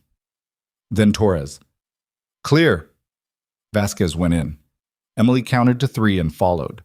Gerald Foss was on the floor with his hands being secured behind him by Torres's partner, and the expression on his face was one she'd seen before. Not on people who'd been caught doing something dramatic, but on people who'd almost made it. The specific expression of someone who ran the calculation correctly and still came up short by a margin they hadn't accounted for. He was breathing hard, not from exertion, from the particular adrenaline of failed control. On the terminal screen, a progress bar had been interrupted mid-process. Whatever he'd been running had been stopped at 63%. Vasquez looked at the screen, looked at the agent beside her. Can we recover what he deleted? Depends on what he got to before Torres. The agent was already at the keyboard. The legacy system runs older architecture. Deletions are logged, sometimes recoverable if the overwrite wasn't complete. He had maybe 4 minutes in here, Emily said. Everyone looked at her. The credential alert flagged and someone noticed and called it up the chain, she said. That took time. By the time it reached Vasquez's team and they moved, 4 minutes. Maybe 5. She looked at the progress bar. 63% in 4 minutes meant the file he'd been targeting was substantial, which meant he wasn't just deleting, he was pulling something, copying first, then deleting. Vasquez looked at Foss on the floor. What were you copying? Foss looked at the wall. The routing information, Emily said. Not to Foss, to Vasquez. The vendor payment routing, the 4 pages. He knew the original was here because Kane told him I'd filed it, and Kane knew the edited version had gone back up the chain, which meant someone had the original somewhere, and the original had the routing. She paused. He wasn't trying to destroy it. He was trying to take it, because the routing connects to accounts. Accounts connect to people above him in this. Vasquez looked at her for a moment with the expression she'd been periodically producing all day, the one that kept revising its assessment of who it was looking at. You should have been a federal investigator, she said. I'm a nurse, Emily said. It's the same skill set, mostly. You find what's wrong, and you trace it back to the source. Foss, from the floor, made a sound. It wasn't a word exactly, more the sound of someone who'd been operating for a very long time in a structure that kept him insulated from consequences, producing a noise that was the first unmanaged sound they'd probably heard from him. Something between a scoff and something less controlled. You have no idea, he said, to Emily specifically, with the particular contempt of a man addressing someone he'd dismissed and was still, even now, dismissing. What you got yourself into. She looked at him on the floor. She looked at him the way she'd looked at Kane in the corridor that afternoon, not with anger, not with triumph, with the steady, factual attention of someone for whom this moment was information rather than theater. I know exactly what I got into, she said. I filed a quality control report 14 months ago. I used the correct channels. I documented everything when the channels failed. She paused. You did the rest. Torres pulled Foss to his feet. Foss's eyes stayed on Emily for a moment, calculating, still, even now, and then the calculation ran out and he looked away. The agent at the terminal said, 63% completion on the copy. We've got 37% of the file intact. The routing data he was after is in the first third of the document. He looked at Vasquez. We have it. The corridor outside had filled slightly. 2 more agents from the upper floor, Marsh appearing from the direction of the K9 suite, looking like a man who'd heard something and needed to know if it was what he thought it was. Emily looked at him and gave him a single nod. His shoulders dropped about an inch. Duke, beside her, had been still through the whole thing, not the stillness of a suppressed reaction, but the focused stillness of an animal doing what it was trained to do, reading the space, reading her, staying present. He leaned slightly against her leg when Foss was walked past them into the corridor, which might have been instinct or might have been something older, the impulse to put himself between. She put her hand on his head. "Good boy," she said quietly. His tail moved, once, carefully, like something he wasn't quite ready to commit to but couldn't entirely suppress. Gerald Foss was transported at 2200 hours. The federal case expanded formally the following morning when the recovered routing data was processed and traced to 3 shell accounts connected to 2 additional former military procurement officers and a private contractor with Defense Department credentials. The indictments, when they came fast. The kind of fast that happens when investigators have been building a case for months and suddenly receive the final piece they couldn't locate. Victor Kane's cooperation agreement was substantially devalued when the routing data made his testimony less essential than his attorney had believed. The federal prosecutor called it a negotiating miscalculation. Kane received no deal. He received charges: federal fraud, obstruction, reckless endangerment, abuse of authority, and 3 counts related specifically to the manipulation of personnel processes in service of criminal concealment. His attorney filed 3 motions in the first week. All 3 were denied. Emily didn't follow the legal proceedings in detail. She had a job to do. The Fort Vanguard Review Board convened 9 days after the incident at Black Ridge, in a formal hearing room that was nothing like the hospital conference room that had served as a command post. This was institutional in the specific way of military spaces, with its oak paneling and its flag in the corner, and its particular quality of accumulated gravity, of decisions that had mattered being made here over years. Emily sat at the witness table in clean clothes, not her uniform. She didn't have one anymore, hadn't for years. And she gave her account to a 5-member board for 2 hours and 14 minutes, answering questions with the same sequential precision she'd used in the federal interview. And when it was over, the board chair looked at her across the room and said, "The record will reflect that Ms. Dawson's conduct throughout the period in question was not only appropriate but exemplary. All adverse personnel notations filed against her at Black Ridge Veterans Medical Center are formally reviewed and found to be without merit." He said it out loud, in a room, with people listening. She had known it was true for 14 months. Knowing something and having it said out loud in a formal record by a person with the authority to make it official are different experiences, and she hadn't fully understood how different until it happened. She didn't cry.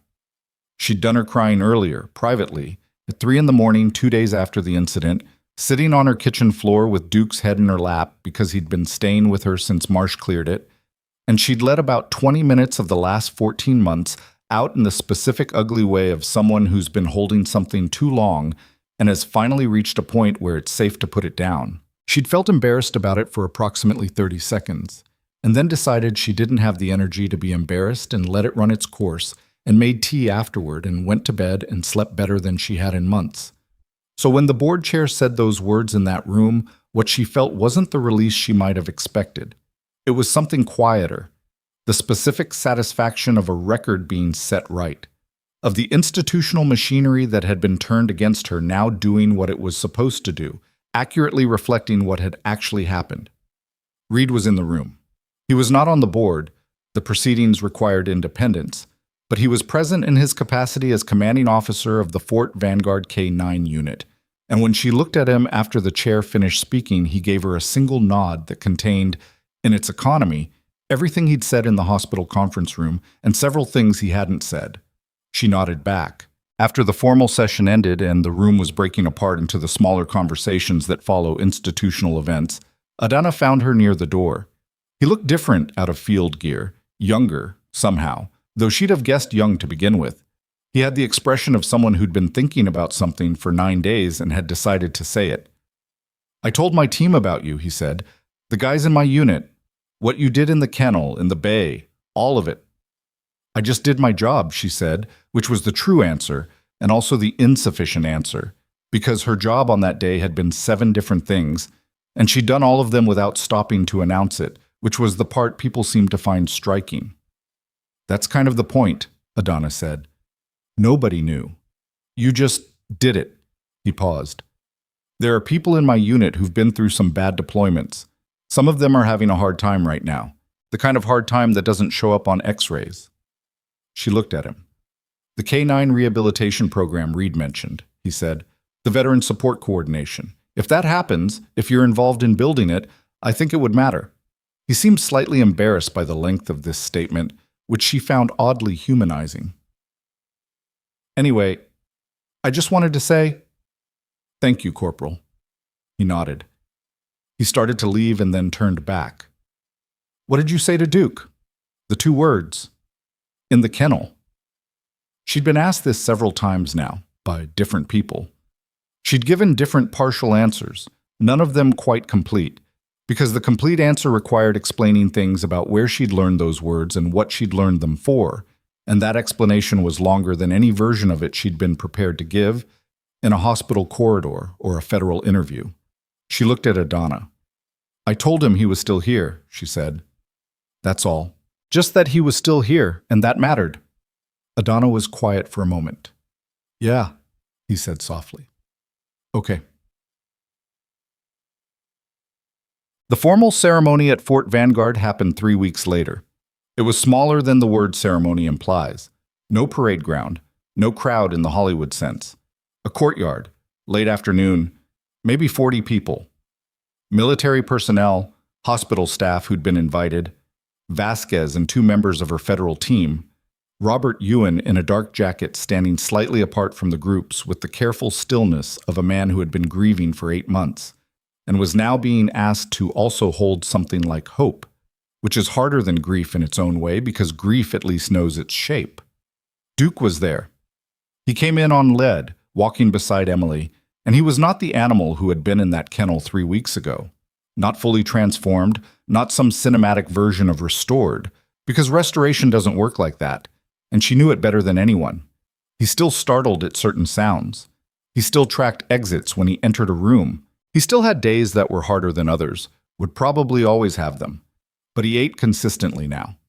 He slept.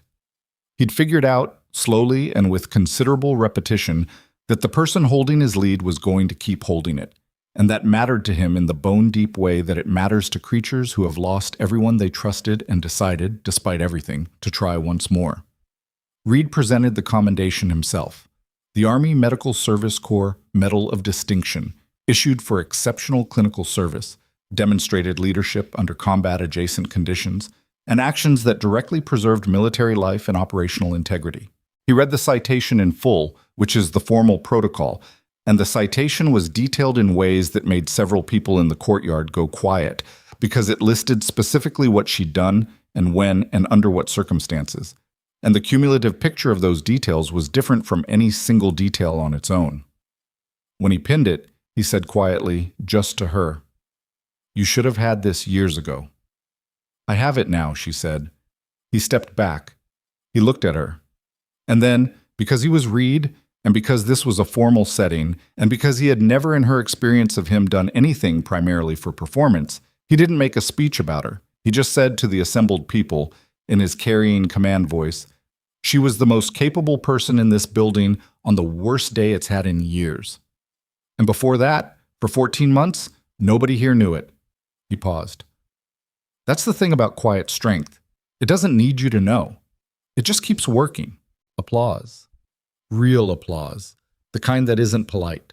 Adana clapping with the energy of someone who means it. Priya beside him with her eyes bright. Martinez somewhere in the back. Marsh, who had driven 40 minutes to be here and would not have missed it, standing with his hands making more noise than his size suggested. Hollis was not there. Emily had not expected her to be and felt nothing particular about her absence. Hollis had made her choices and was living inside them, which was its own kind of consequence, less dramatic than K9s and in some ways more honest. Robert Ewan came forward after the formal part ended. He was holding something, a worn tactical vest, military grade, with patches she recognized as K9 unit identifiers. He held it like it weighed more than it did. "This was James's," he said. "Duke wore it on deployment. I've had it—" He stopped. He was not a man accustomed to stopping mid-sentence. She could see that about him, the kind of person who pushed through. The stopping cost him something. I want him to have it back, if you think it would help. Emily took it from him carefully. She held it for a moment. Worn nylon, faded patches, the specific smell of something that had been in storage but before that had been somewhere real. She crouched beside Duke. He smelled it before she offered it. His nose came forward, quivering, and something happened in his face that she'd learned to read in the past 3 weeks. Not a simple emotion, not joy or grief alone, but the complicated, specific experience of an animal encountering something it thought was gone. Proof that the thing was real, that it had existed, that it was not lost so much as stored somewhere in a form it could still access. He pressed his nose into the vest. His whole body trembled, that fine tremor she recognized. And then it settled, and he looked up at her with an expression that was the truest thing she'd seen all afternoon. She put her hand on his chest, felt his heart. "He remembers," she said to Robert Ewan, not trying to comfort him, just saying what was true. Ewan made a sound that wasn't quite a word. He crouched beside her, beside Duke, and put a shaking hand on the dog's head, and Duke, after one careful, assessing moment, leaned into it. They stayed like that for a while. The courtyard moved around them, conversations continuing, the ordinary social machinery of an event winding down. Emily stayed where she was, on one knee in a Fort Vanguard courtyard, holding a worn vest that belonged to a soldier who wasn't here anymore, beside a man who loved his son, and an animal who had been through something no creature should go through and had come out the other side with its capacity for trust, still, improbably, intact. She thought about the morning 3 weeks ago, the kennel door slamming shut, the decision she'd made in the time between the lock engaging and the secondary gate releasing, not a heroic decision, not a strategic one, but the only reasonable one available, which was to stay where she was and do what she knew how to do and trust that knowing how to do something was enough, even when no one watching believed it. She thought about 14 months of being told, in institutional and personal and procedural ways, that she was too quiet, too careful, too much of something that didn't fit the available categories. She thought about what it had cost her to stay, not just professionally, but in the subtler ways that sustained dismissal costs a person, the way it wears at your certainty about your own perception, the way it makes you question the record you know is accurate because everyone around you is insisting it isn't. She had not been wrong. She had never been wrong. She had been in possession of accurate information in an environment that had a structural interest in calling it inaccurate, and she had held on to it in a password-protected file on a thumb drive in her locker until the day an environment shifted and the information was finally seen by people with the authority to confirm what she'd always known. The lesson in that was not triumphant exactly. It was harder than triumph. It was the lesson that being right doesn't protect you, that documentation doesn't protect you, that doing everything correctly through the correct channels doesn't protect you from people who have decided you're a problem to be managed rather than a person to be seen. The protection, such as it is in the accumulation, in keeping the record, in not disappearing, in refusing to let the pressure of being disbelieved reshape your understanding of what you actually know. She had almost disappeared. She told Priya that, and it was true. 3 months ago, she had sat in her apartment after the 3rd failed report and looked at other hospitals, other cities, other positions, and she had thought seriously about the cost-benefit of continuing to exist in a space that had decided, on arrival, that she was the wrong kind of person. She'd thought about it for about a week, and then she'd made a 4th file, and a 5th, and she'd kept going to work and doing it the way she always did, thoroughly, quietly, without announcing it, because leaving something unfinished was not, in the end, something she was able to do. It was a character flaw as much as a virtue. She knew that. Stubbornness dressed as principle. She wasn't going to over-examine it. The point was, she'd stayed. And staying had turned out to matter. Not because staying is always the right answer, not because endurance is its own reward, but because the record she'd built by staying became the thing that dismantled everything that had been built against her. Duke lifted his head from the vest and looked at her. She looked back at him. 2 creatures who had been through something and were still here, on the other side of it, in a courtyard in the late afternoon with the desert light doing what desert light does at this hour, turning everything it touches the color of something that has survived. Reed appeared beside her. He didn't crouch. He stood with his hands behind his back and looked at Duke and Robert Ewan in the vest, and he was quiet for a moment before he said, "The rehabilitation program.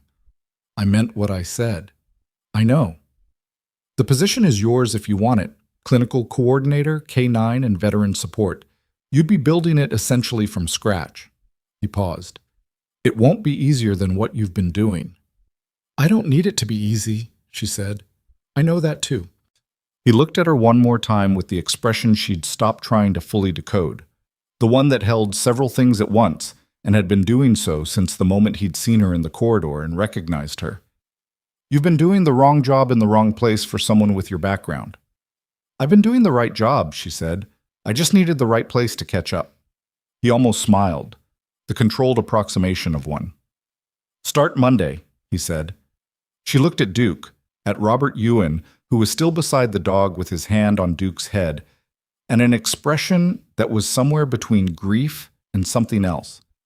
Something that doesn't have a clean name. The feeling of a thread you thought was severed, still somehow connecting.